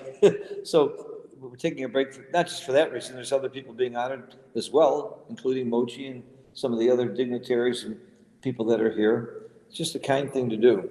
They really treat people nicely here. There's a backgammon board, a nice wooden backgammon board at every table. There's over 300 boards out, and along with a clock on every board and a scoreboard on every board. And they have an electronic system that tells you who you play, when you play, and for reporting. It's really first class. Not too many other places have that, the investment that Fuad has put into just to supply the equipment to do it that way. The Turks know how to run a tournament. Fuad is one of the best. There's another Turk that knows how to run tournaments too. We all heard of Arda. He runs the Cyprus tournament, several other tournaments, and he's also part of the team that runs the World Championships in Monte Carlo. He's got an amazing team of highly trained professionals that works with him all the time. And so between Arda and Fuad, they have 2 huge separate associations here in Turkey that throw out great tournaments. And there is some crossover, but not a lot. There's a lot of people that play in Arda's tournaments that don't play in Fuad's, and back and forth. But when I first came here, I had students and friends from both groups, and I had a chouette one night, and I invited people from both. They got together. They all get along fine. They like each other, and there is more of this crossover. I'm hoping someday there'll be a complete crossover. I think they have a total of more than 800 people in their groups and federations, So it's getting bigger and bigger. Now, when you walk down the streets of Turkey, it's not unusual to see people playing tavla, or some people call it shesh or nardi. It's basically backgammon without the cube. And these people have all been converted. They've been playing for hundreds, thousands of years without the cube, and there's still, we don't know how many, but there's all over the Middle East, all over the Mediterranean. There's millions of people playing a form of backgammon. That's pretty much what we play, but they don't use the doubling cube. They still get a gammon or backgammon. Um, Rules may be slightly different. Some of the games you can't pick and pass, but there's, once these people saw the doubling cube, just like we did, uh, it made the game, they saw the excitement and the fun of the doubling cube, especially if you're gambling on the street, to be able to make that bet by turning that cube, it's really taken off. This game is growing like crazy everywhere.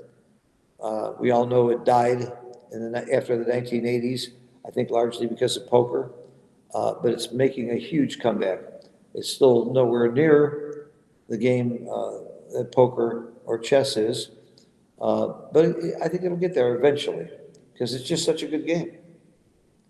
I know many very top poker players that are great backgammon players, and they'll tell you they think backgammon is a harder and better game. I think it's harder than bridge. I'm a life master of bridge. I'm a top gin player. I think backgammon is much more complex than any of those games. That's part of why I like it. I'm told that the hardest game and the most complicated game is Go. And it's interesting, Nick Ballard, who was the #1 giant and top backgammon player in the world for a while, until he stopped playing, took up Go. And I hear he got to a ranking of #7 in the world, which the only non-Asian to achieve a ranking anywhere near that high.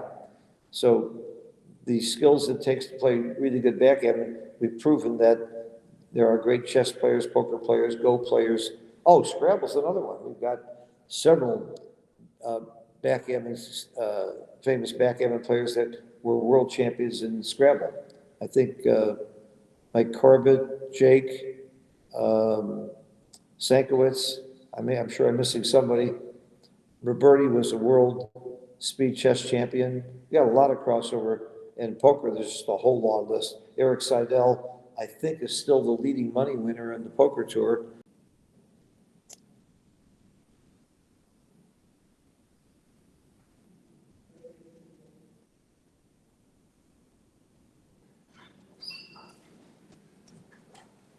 I disconnected.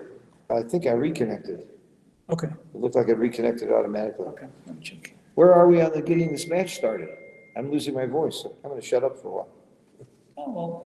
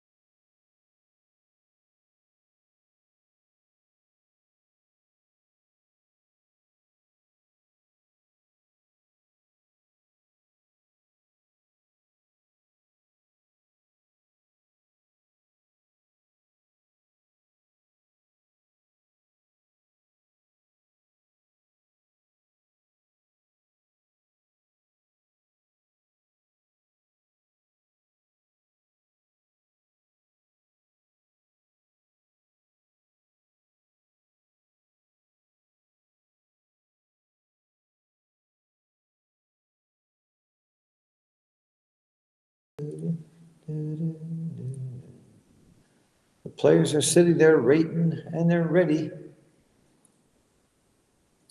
Just checking, doing a sound check here. Hey, Wilson's coming back here. I saw him running. He's been running back and forth Well, yeah, maybe, well, if we were in the same room with him, it would be noisy too. It looks like we're streaming. We're okay. We got the thumbs up. So now tell the players that they can be taken apart by the two of us. What we're looking at here is a replacement match because we're pretty sure that Dirk has eliminated Michi in points, so there's no point in them playing the fourth round. They're waiting for the final PR evaluation. But these two players are still in the hunt and it's going to be decided. I understand the last match, they both played under 2 PR, both Mark and Agfin. Mm-hmm. Got the Definitely did. wrong thing plugged in? Okay, hopefully our microphone's. So I'm back live here with Justin. And this will be the last match of the evening, and then we'll try and get you a schedule for tomorrow for the Final Four, for the semifinals. Play is getting better and better. These guys are not getting tired, they're getting better. 3-6, this is supposed to run all the way out. Duplicates the ones and the threes to hit and cover. That's a play I learned long ago, and I still don't like it. And here, I would just make the 5 and the 11. Yeah. Call it a day.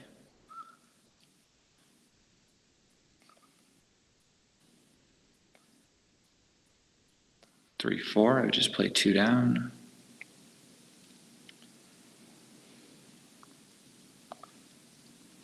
4, 5, hits.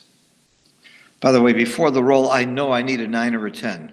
I advise everybody to think about those rolls so you don't miss it when you get the shot. Lots of intermediates miss those. I've seen open players miss shots like that. It's also good for morale, thinking about your good numbers instead of your bad ones. I like that. I like that. And the Silva mind control system says that it's going to get you the right number too. This is not a pretty roll. Yeah. Wow. I think we might have a little friend visiting soon. I don't think that's such a little friend. They got big cubes there on these Galaxy boards. Yeah. The Earth, I think this is it the Earth board? There's names, different It names to is. these boards. It's Yeah. a gorgeous board. Yeah. The natural wood on it is really nice. Oh, yeah, But they do a great job. They're FM boards. They do a wonderful job. it's probably one of my favorite Yeah. colorways, the green. It's not my favorite, but you can change it very quickly. Which one's your favorite? I like the Monte Carlo as well. Well, I like blues and whites and blacks and silvers and golds. I'm not an earthy guy. I am two with nature. You are of another world. But yeah, this is definitely a cube. Your position is just too strong. There's the hits. Mm-hmm. Again, it's a scary take, but you have to take it. But you know you can get in big trouble. But it's a take. It's still early. A lot of game left, but position, race, and threats. I really like Pratt a lot more in recent years. I learned Pratt years ago. I gave it up completely because I took lessons from O'Hagan, and he really pushed me to do gammon-adjusted take points. Julian Federline says, what is it? S Pratt, right? So score, position, race, and threats. Ah, that's great. He adjusts, he has to think about the score before all the other things because they're all affected by the Well, score. I do that before Yeah. the game starts, but I think that's great. I like that. Yeah, he's a smart He's guy. he's a very, He's a I smart understand guy. he's a very fine teacher too. I've talked to people who've taken lessons from him. I think he and Seb have a teaching group. Yeah, Seb is very strong. Yeah, Seb's one of my favorite new young people in the game too. Seb's one of the people I would love to see here. Yeah, he's a guy you'd like to hang out with too. He has He's a good just chance. fun. Oh, this is a hitter. He was supposed to come, but he canceled at the last minute. It's a hitter. That's a big hit too. Yeah, it's strong.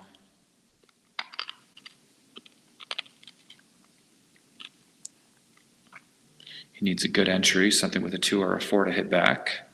to stop the onslaught. 1-6, See, I not like, ideal. I like how you did that. You thought, you know you need a 2 or a 4 before you come Probably in. just slot the 5 here. No, you can come out. Yeah, no. Okay, well, they're close. Mm-hmm. They're close. I would slot the 5, but that's just me. Am I double hitting? Oh, no, this is, yeah, it's a double hit possibility. Bingo, bango. Bingo, bango, bongo. What else can you do? You can, Look at this. You can make the 10 and then just hit on the ace with the 5. Just keep the new structure. Look at that. Oh, there's blunder potential here. Very interesting. that is a blunder. How could anybody double hit here? Oh, I would have. Yeah, no, it's interesting. I mean, it's great to have the structure, but I think playing with all the blots might be the problem, right? Like a hit followed by a poor entry, and things could get Wow. swept up. I'll call that a Simborg blunder because that was my play too. 3-6, not as good as 2-6. I don't feel too bad when my blunder's the same as Mark Olson's. Here, I think you just You cover. cover, yeah, and then just clean up. I wouldn't double hit. You just clean it up. What about a single hit? Well, there's one guy on the roof already. Yeah, I think the single hit. I don't like playing with so many blots. I won another backgammon this week, and I had 7 guys closed out on the roof. And it all starts with playing with multiple blots. But I mean, obviously it's close. It's going to win more gammons, but probably lose more games, right? I So, like this play. Again, I make this play. Yeah, it's going to win more gammons. It but wasn't too bad according to XG. but it's not going to win as many games. Yeah. Well, I'll bet you he covers. Whew, barely. So I don't move the back checker because you're duping 4s. I would make the this ace switch here Yes, why to not? stop the 4-6. Stop the 4-6. It's a productive play. Very good. And duping is, I don't care what Matt Gonger says, duping is the thing. Sometimes it gives you less shots, but he just totally What's cuts duped the here? shot. You're just making a new point. No, you're duping the 4 by not moving the back checker up and giving it 3s. Yeah, I mean, there's merit to a lot of plays. That's part of it. Part of the reason it's right. Well, Also, moving the other ace that way means you couldn't cover with, you couldn't make the 4 with double 6s. uh-huh.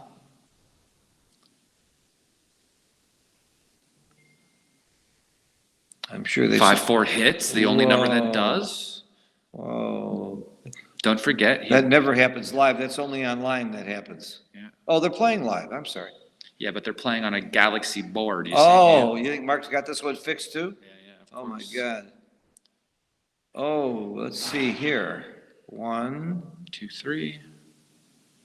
The switch has to be right. You can't just let him roll and make the 4, and then I would just The 4 or the bar. Yeah, and then you just play 13 to 12. You get a little more control over Absolutely. the outfield if he hops in and hops out. The switch play is one that intermediates miss a lot. They also miss a lot the loose hits, the big loose hit inside, and they also miss a lot trap plays. Those are the 3 plays I keep reminding my intermediate students that they're likely to miss, because if you know you're likely to miss them now, maybe you'll look for it more. So okay. I wasn't going to hop out. I was going to play the 4 here and bring the 5 in, but You don't come in on the 5 because you're going under the gun for too many numbers that point on you. So you really have to come in on the 4 here. no, coming out is actually the best play. But that's a tough one for me. Let's see. 2s, 3s, and 4s hit. Maybe the idea is you just don't want to be attacked on a point they might make. Not only that, a lot of 2s, 3s, and 4s would make the 5 or 7 point if you stay back or get a point on you. So you'd rather be hit than see him make those points. And a lot of times you get hit, you get return shots. There's not very many pointing numbers by staying in, though.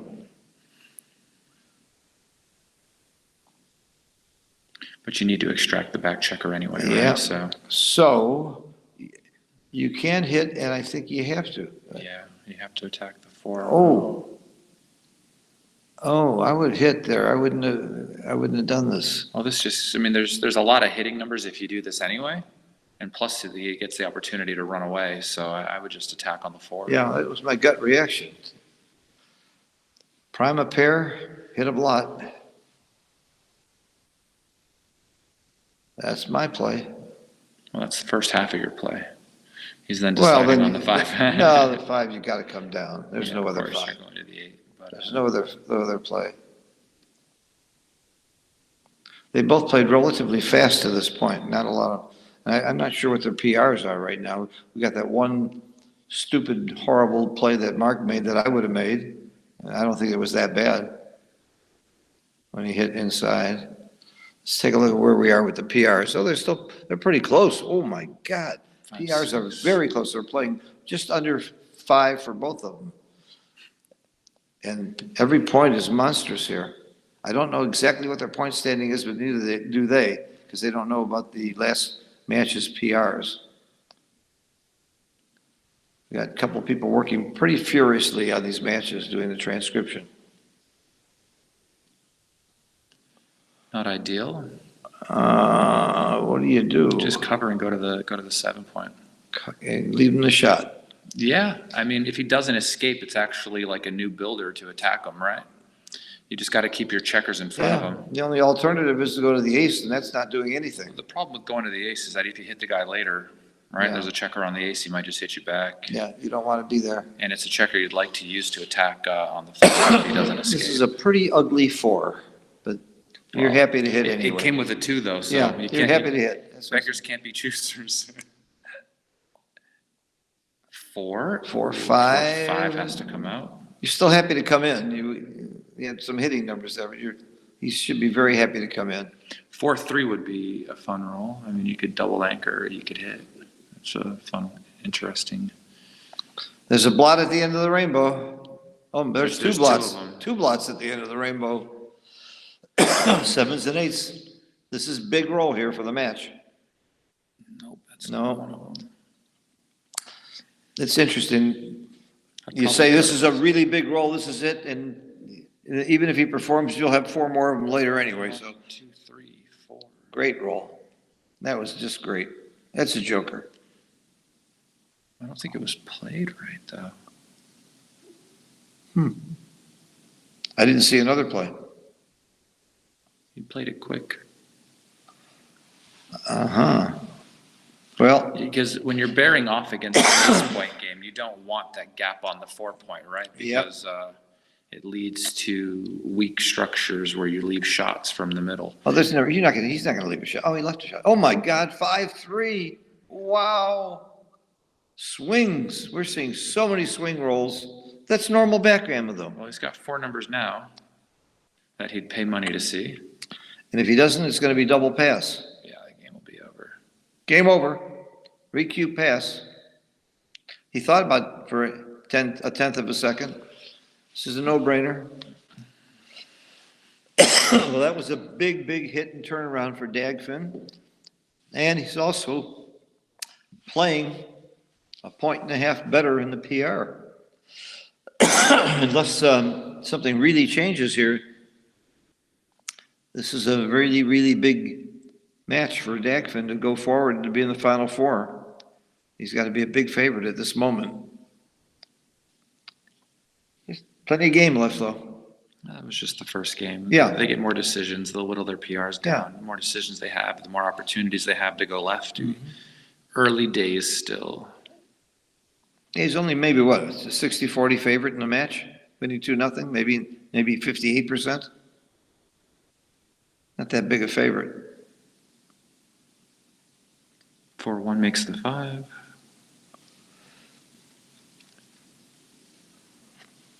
Oh, everybody wonders, you run the front or back checker here? I run the back one because the front one gives him a double indirect. I think it's, yeah. Seems Sometimes you run the front one. If he wasn't split, I'd be running the front one. With the split, I run the back one. So he made my play. And I would have run the front one if the back checkers were not split. I think here you could also get like 4s and 5s out. I mean, 4s and 6s out as well. Right. But you can get attacked easier there too. It also negates numbers like 6-1 that might make the bar and keep you trapped on the 24. It was right, wasn't it? Yeah, it I was didn't look. Good. Ooh, the 4, double hit or 6. just make the deuce? I think you just make the deuce, but the double hit is always interesting. You would like to send the second guy back, but it's not worth the hit, even though it's super close. It depends on the gammon values at the score too. If the gammon's really big, you hit 2. I think that would swing it for me. I mean, you gain a lot on the fans too, which you gained extra on if. All right, he's thinking made. about the cube. 4s were duped. That would stop me. But 4s were duped. Did I say? Double 5s. Double 4s. Well, it makes the 5. You just come out and cube them out. You don't want to get stuck back there. It could be making Okay. the 5. The guy could roll double 5s though, I guess. I ain't afraid of ghosts. Okay. I'm coming out. We'll see. Seems reasonable, but we're just making the 5. Second pest.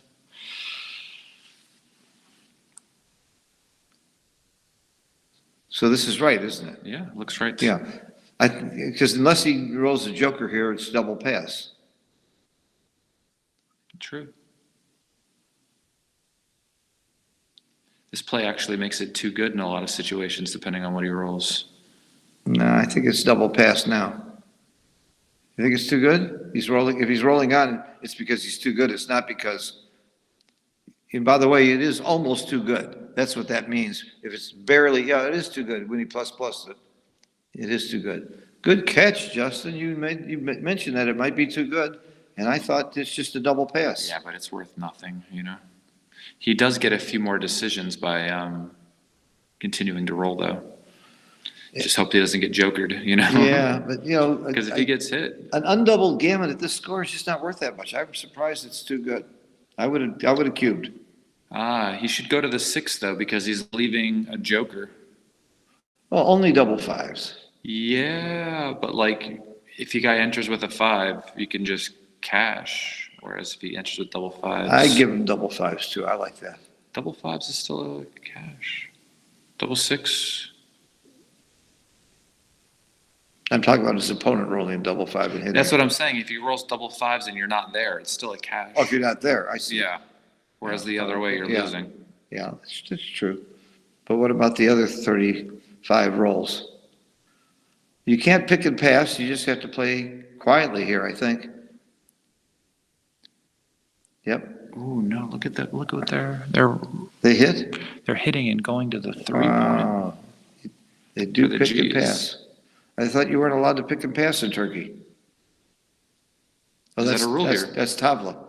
That's a Tavla rule. All right, this race is gin, New game. new game. So getting more decisions is not always a good thing unless you make the right decisions. But you got to pretty well assume that Mark's going to mostly make the right decisions. He's that great a player. Yeah, But look at the PRs, by the way. This is not good for Mark. You don't give joker rolls when you can cash basically, with the double 5s. 6-4 should still Is that a make the thing? juice. You don't give joker rolls? Yeah, I mean, if when they roll the joker, you can still cash, you know? I got to think about that because I probably give jokers too much. Just to show how brave I am. Isn't that important too? You got to show you got be guts. Fair, you're a jokester though, you know? No, you got to, yeah, right. So I'm not afraid of jokers because I'm a jokester? Exactly, you know? Yeah. I probably win more and get gammon more than other players of my same skill level because I do gamble probably too much. And it's for the reason you said earlier. I want to get to the dinner. Slot and split. Split the, do you split the What? back slot? I'm thinking you you split the 11 to 10 and he's on, I forgot to check around the 24. I don't know what I'm talking about. I do split though, because those are strip points outside and bring a 3 down. It's not that dangerous. Do you bring the 3 down or do you play to the 8? They both seem okay. Wait, play to the 8? No, I'm never breaking the 11. Never breaking the 11. Not here. Yeah, because you don't need to. If you're going to leave a shot, why not keep the 11? Okay, that makes sense. Sun was in my eyes. Make the bar. Why not? This is strong. Yeah, very strong. This could be a cube if Let's see what he rolls first. Yeah, see, Rose, where's the race? The race is always important. He's not that much in the race, he's not, well, this is a You bar can make point. You can make the 7 here. Make the bar That point. seems really dangerous, actually. That's a lot of blots. Yep. There really aren't that many. Yeah, you could just, I don't know. There's something to be said for anchoring. No, you don't want to be stuck behind that structure. There really aren't any spares on top of the prime. You could probably step up to the 20 and then do something with your ace. Maybe just go to the 9. I don't know. This is not an easy play. However, yeah, I bet you the differences aren't that great. Wow. Let's take a look at XG now. You do make that anchor. Oh, is it close? Can anyone press ++ on that for me? Yeah. I don't know. I would have a hard time priming myself in there. I mean, Yeah. I can see that there's danger, but I would want that more advanced anchor, and I'd be willing to risk something to get it. Okay, you're losing 2-1. That doesn't matter too much. XG says it's just to flip a coin on the double or not. I personally see that it's a cube, but I would wait. Well, when in doubt, double. That's what Dirk says. I mean, I he's would right. double here. There you go. I like the double. I like it. No chance of a mistake when you're playing a player of Dagfin's quality. The take just seems too easy. Yeah, it was easy. Just go to the 6. Yeah, stepping up here is giving him 9 numbers, 10 numbers that point on him, plus double 4 is 11. 11 pointing numbers. That's why you don't come up to the 5 point. You don't want to get pointed at. It's not too bad to have another spare on that 6 point, to have a spare on the 6 point. 3-2, not ideal. Mm-hmm. Playing both off the 11. I don't see much, you're not going to give up the midpoint. I loved Kit Woolsey's article in 1993 about the importance of the midpoint. It wasn't until that article that people, we didn't have the computers running either. People started to realize that you don't give up that midpoint too easy. What's the race here? He's down 15 pips.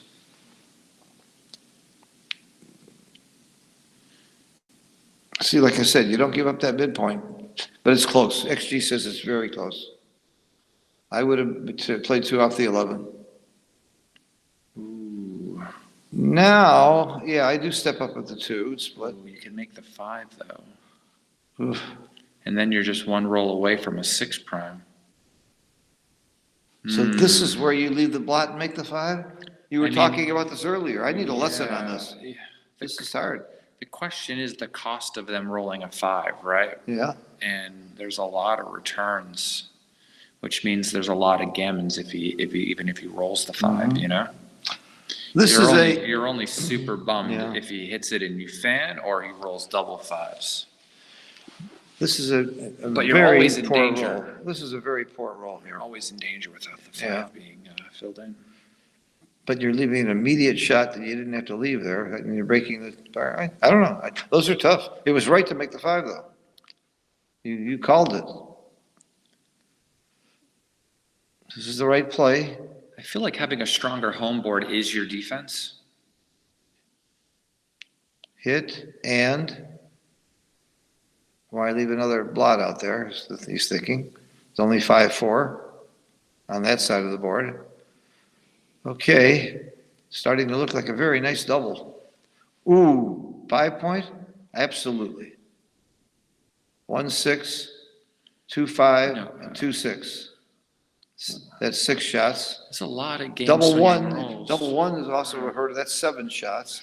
7 really bad rolls against you here. 1-6, 2-6, 1-5, and then Oh, double 2-5. ones as well. And 2-5 double 2-5 ones? as well. Yeah, yeah, there's a lot of, that's a lot of numbers. What's your alternative? Your alternative is just to run. Because what numbers are really going to kill you Yeah, if you run, the it's, other way? if you run, it's only a 5-4 or a double 1 or 2-1 or 5-1. It's almost as many shots. And you're making the beautiful 5 point. I couldn't do it. Well, you're right not to do it. It's almost a blunder to do it. Well, I do. 3? You know, somebody said in the chat what an amazing player Dag is, and boy, he sure is showing it this week. He came in second in PR to Mochi. His PRs in these matches are, Oh, double fours, Amazing. what a swing. yeah. Oh, man, this is big.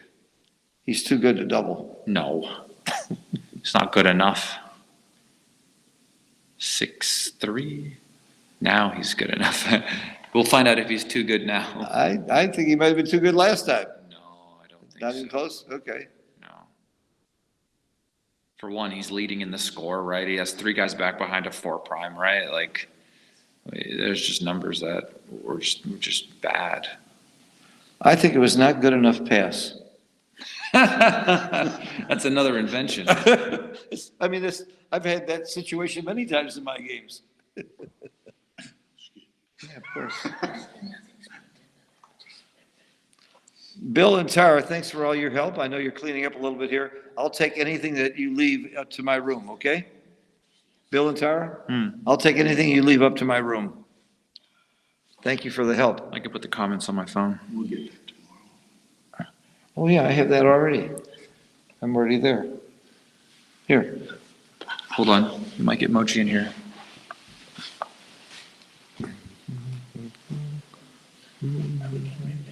I can see the comments right here. So take your iPad. I don't blame you. But you didn't say you were going to sleep. That's a different thing. Yeah, I got power. Thanks.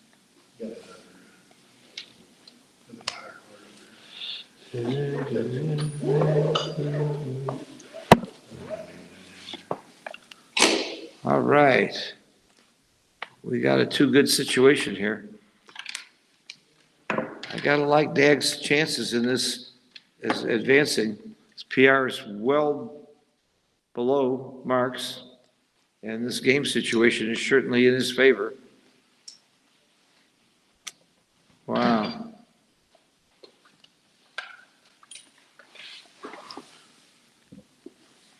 I like green here.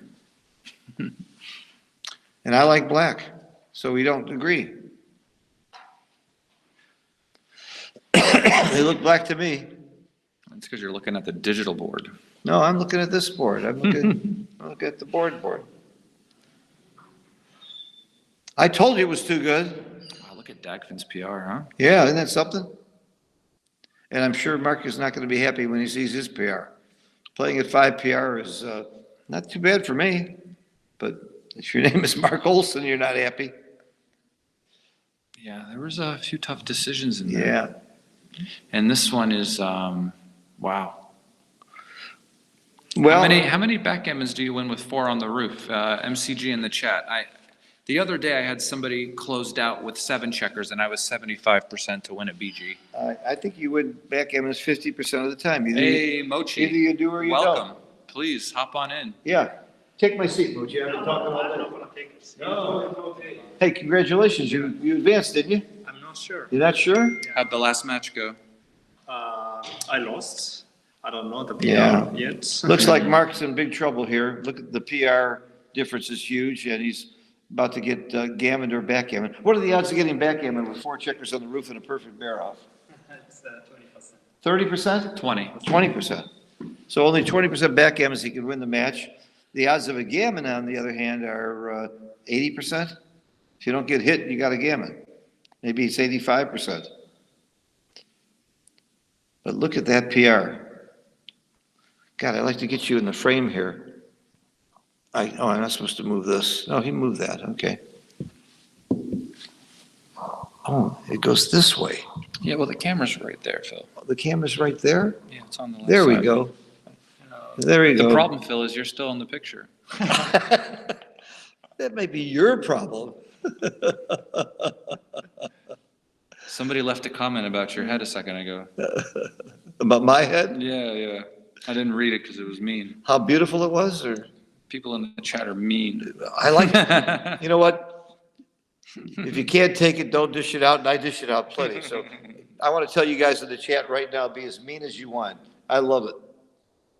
So what's the score for them now? Who is leading? Look, Overall score, not this much. oh, it was real close. They don't know because they don't don't know have because the the last PR, match but they hasn't knew been it was ruled out. very close. I think Mark is maybe up by a point. Yeah, but this is, Mark is up by a point. This is- That's before the Yeah. transcription. but Okay. it's gonna be, this is gonna be the decider match for Dag. And while Mark's on the bar, he can't reduce his PR any further, right? So Dag Fins is improving. There's more games, right? No, Well, this is it. We'll see if there's a BG. Yeah. This is the last match, yeah.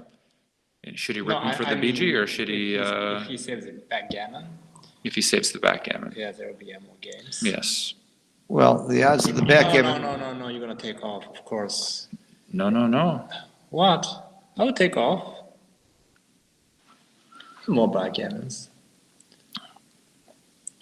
well, if you just win a gammon, I guess XG the backgammon value compared to the gammon value isn't bad. XG's wrong. XG's wrong? You think XG would be wrong on the rollout, though? I think it values the gammon so much getting you to Crawford. That's what I'm saying. I don't think the backgammon value compared to winning a gammon is that huge. Yeah. If you're, Actually, you guys keep talking about backgammon. I was like, backgammon looks so important. It would be nice, but yeah. yeah, so these guys don't like us saying the word backgammon. That cursed it. And if you believe that, remember my other saying, superstition brings bad luck.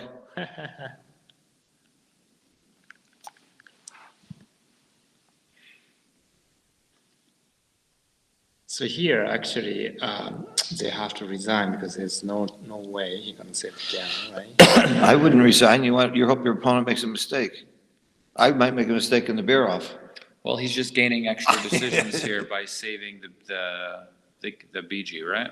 Well, what I'm saying is that the rule I played with Sander and Diak was that as soon as it becomes a gene, right, you have to resign, and it is a gene already. You know what I mean? You can't just. You stay just to had, get that was your this- agreement. Yeah, that was the rule. Oh, that was the rule? Yeah. That's a good rule. I mean, for the final anyway. I don't know the rule for. I think that should always be the rule. If it's gin, why should you have to play it out? Yeah, just forget one decision. in I there. agree. So stupid. It's not interesting for anybody to watch that either, Right. because we And can't see. it's not gonna, make any difference anyway. Yeah. One Well, if a guy years, has 2 seconds on the clock, you might keep going. It's interesting because over the board, I agree. Yeah. But online, I feel like going for the resign button Yeah. is not something I want to Yeah, do. no, you can't resign Online. gammon, actually, so. There's no gammon resign, Yeah. right?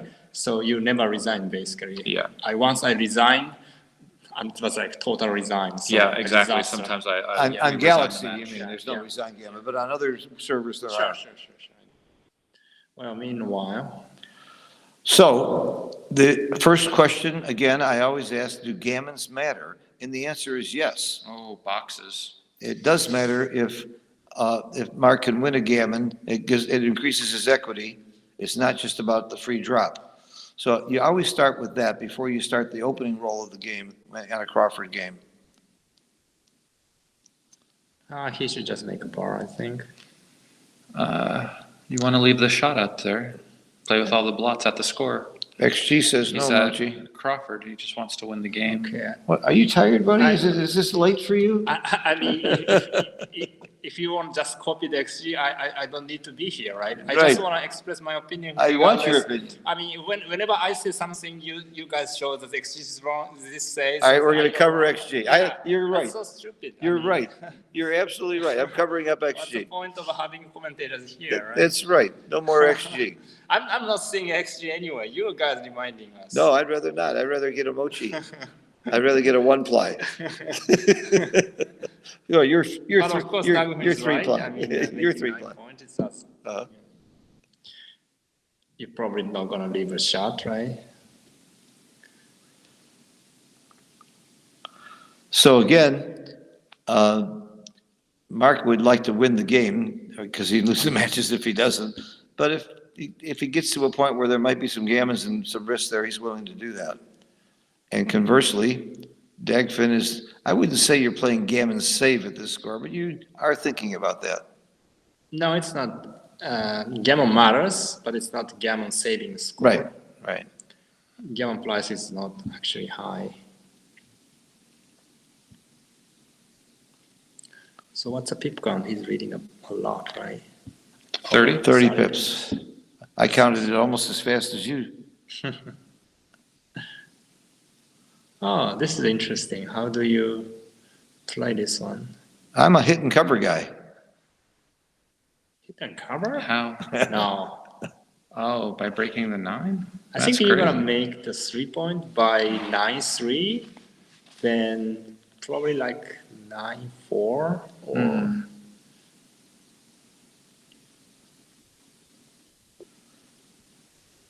what's the best play? It's close, 13-8, 9-3. Ah, okay. Very, So very you're giving a close. 5 shot. very close. So you're not gonna make a mistake. I would leave the minimum shot actually. Hmm. Mark really needs to hit. Come on, Mark, for the fans. Yeah, we want the match to go on a little longer. It's not that we're rooting against Dagfin. We don't do that. We just like to see the match take a little longer and have more fun watching. So when this match completes, all 4 pairs will be done, and by the end of the evening, we'll know which 4 players are in the semifinals tomorrow, and we'll post the timings, and then we'll end up with 2 people on Friday for the finals. I'll play 11-5, 8-3. Yeah, Mm-hmm. try to make points naturally. Now Dagfin wants like 6-1, or the doublet works. 4-2 is good. So how were the PRs with you and Oliver in the matches where they did them? I outplayed both matches. I don't know what happened the third game and the fourth game. I got you. Well, that's not surprising. He's a very strong young man, but he's not mochi. I look at his age, I just saw the Yeah. YouTube and his age was 23. 23 years old. Wow. He's going back to college Jeez. next year. He's to get his degree. Yeah. I'm a little mad at him. He beat me at Bazooki. We only played 1 game, but he beat me. And he never played it before. That's not fair. Kid's too smart. Okay, hit and make the bar. Yeah, we got Yep. a game now. We got a game. All right.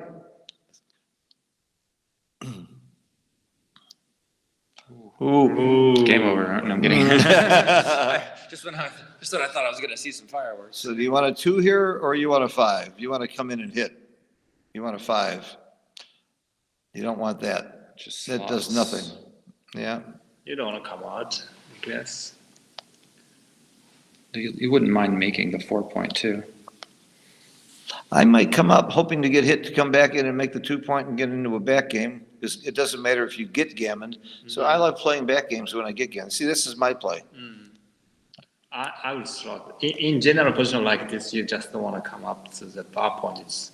It's a safe way for him to hit. I see. Plus the 6 is bad because he cannot save the guy on the 17. So now you're giving a good 6 for him. I don't know how many times I've heard that saying, don't give him a good 6 or don't give him a good this. So you're looking at all the numbers, and if you can find a number where you've really helped him, that makes you steer away from that play. Yeah, but in general, you just want to see how 6 works or 5 works. Big number is actually awkward. It's not flexible. You understand? Like 6 Yes. or 5, the big numbers are not flexible. Uh-huh. So you don't want to give them a good, good 6 or good 5s in general. I think, especially good 6. You start with that, then. Yeah. Okay. Like here, 6-1 is very bad. But if you come out 6-1, became like a joker.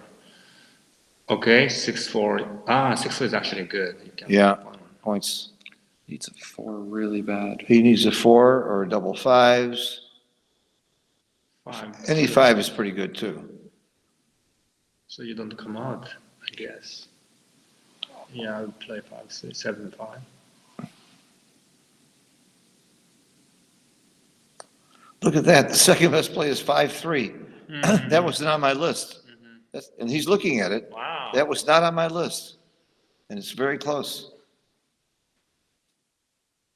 Thank you. Hussein, plussing it? No, he didn't, okay. Does Jose listen to us? Does he listen to us, Jose? No, I don't think so. He doesn't listen to me when I'm with him. That makes sense.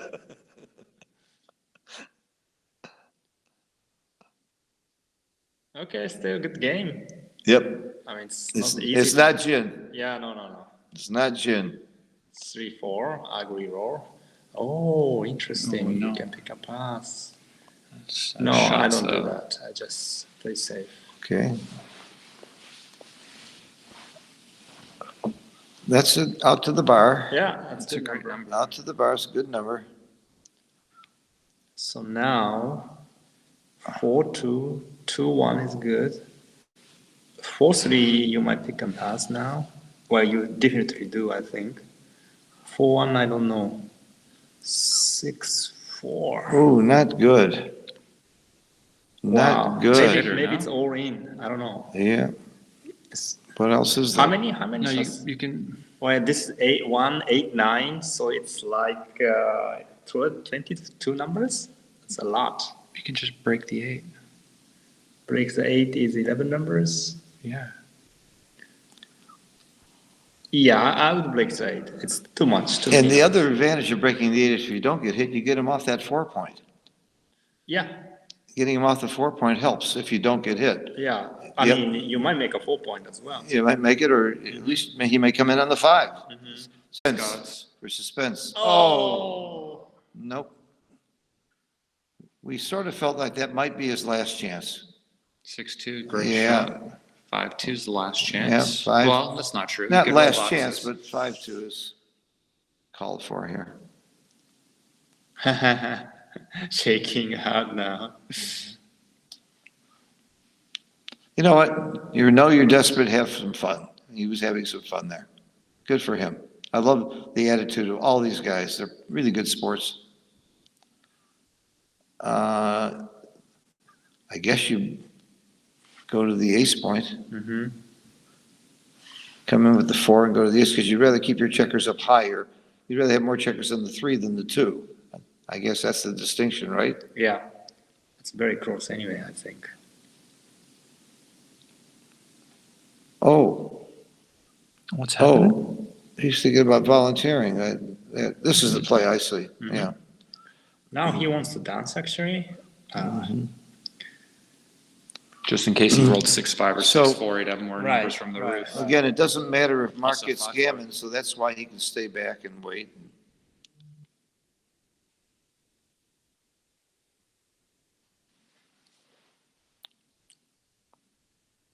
Now he's hoping for 6-5 and 6-5 only. Then 6-1 or 5-1. I guess his winning chance is like 5%. Right.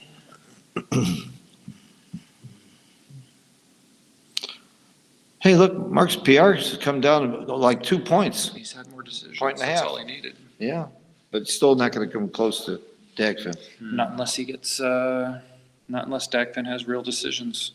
It ain't gonna happen unless he leaves a shot and gets hit. Even then, there's no decisions. Well, Because this it's is- just running the last checker back around, you know? There's a decision right now, when gammons don't matter, I think you don't leave 3 on the 6.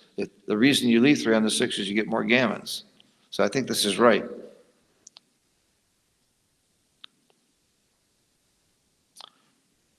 You avoid the old double jeopardy Yeah. thing. If you wanted gammons, though, it might be, the other play could be right. Probably is right. See, this leaves shots with 6-1 and 5-1. When you leave 3 on the 6, you only leave a shot with 6-5. Did I say 6-5 out loud? Oh. It would See, have happened. he would have left a shot the other way. This is the match. Yeah. Why is he not resigning? Because he gets more, It's technically Decision. not Jin yet, I think. technically. technically? Yeah, technically. Five double sixes? Okay, 1.5 for Dagfin and Yeah. 3.44. That Mark has nothing to be embarrassed about. Dagfin has a lot to be proud about, and Mark played great this whole, week. But I'm pretty sure we're going to see Dagfin move forward in the Final Four. Yeah, I don't Yeah. know. It depends on the PR of the other match. Yeah, it could be. It could be. And Mochi's still waiting to see if he's advancing, so we'll see. Because if he wins the PR of the other match, it could be tied, and then it would go to the lowest PR, which might be, I Yeah. guess, Yeah. I'm not sure. And if it goes to lower PR, this difference helped. Great backgammon, we're seeing all week long. Great work. We're sorry for the delays and the technical difficulties. We lost our Wi-Fi. Before the dinner break, we lost a player. So those are is that a technical difficulty? Okay, everybody, I'm looking at my chat. Mochi's sitting right here. Does anybody have a question for Mochi that you'd like to hear a Mochi answer right now? Because we have a rare moment here. Do you have any transcription on your last match, Mochi, to know? Yeah, I have 2 matches. So you don't have anything on the third one, the one I watched over there No, yet? third one. No. But third one, I am confident that I won the PR actually. Yeah, I am too. I saw that last Yeah. one. And the last one as well, the fourth match? No, first match he could have the PR actually. I don't Yeah? know. It's Okay. like short match, like 2 matches and 2 games? Yeah, 2 games, and I was on the bar whole time. So. Okay. Fingers crossed. Uh-huh. When is the next time Mochi will be in the United States? Next month. Next month, you'll be in New York, right? Yeah. Yeah. I'm not sure we're going to be there at the same time. I think we're not going to, we're going to miss it this time. Oh, look at this. Third match of this guy, Thomas Meyer. It's 1.99. Yeah, Real. this is real. I don't know. It's crazy. A lot of great plays. Look at Mochi played at .076. Oh, that was the one game match, Yeah. yeah? That was the one game match, the third Yeah. one. I got a Where they problem. had the 8Q. I think he was No, cheating. I don't know. No humans play at that level. He must have been cheating. That was a crazy. Look at race. Dagfin has another match under 2, and Olsen has a match. Wow, 1.99. How about 1.2, 1.57? So what's going on here? It's like 3-3. Mochi Squire 3-3. No. Zizi and Thomas. Oh, It was yeah. 3-3, and the last PR would decide the whole outcome, I guess. Apparently. That's crazy. Well, they're working like crazy to do the transcription so we can get the PR done and make sure we have this, Sure, it'll be done by morning. yeah. I'm gonna grab a beer. All right, good job, I guys. see several people thanking us for streaming. Again, I'm sorry it wasn't smoother. Hopefully it will be the next couple of days. Justin, thank you so much for joining me and your help. And Mochi, you got to be exhausted, but thank you for stopping by anyway. I appreciate it. Good night, all. We're going to cut off. How do you do this? How do we cut off? Say good You night. just say arrivederci. Arrivederci. Oh, that's a Turkish term. Arrivederci. Thank you. We'll see you tomorrow. Watch the Facebook page for the schedule for tomorrow. And we'll find out who the Final Four are.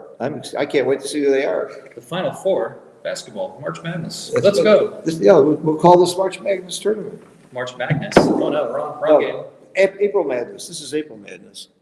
There was delay or something. Yeah. Oh, why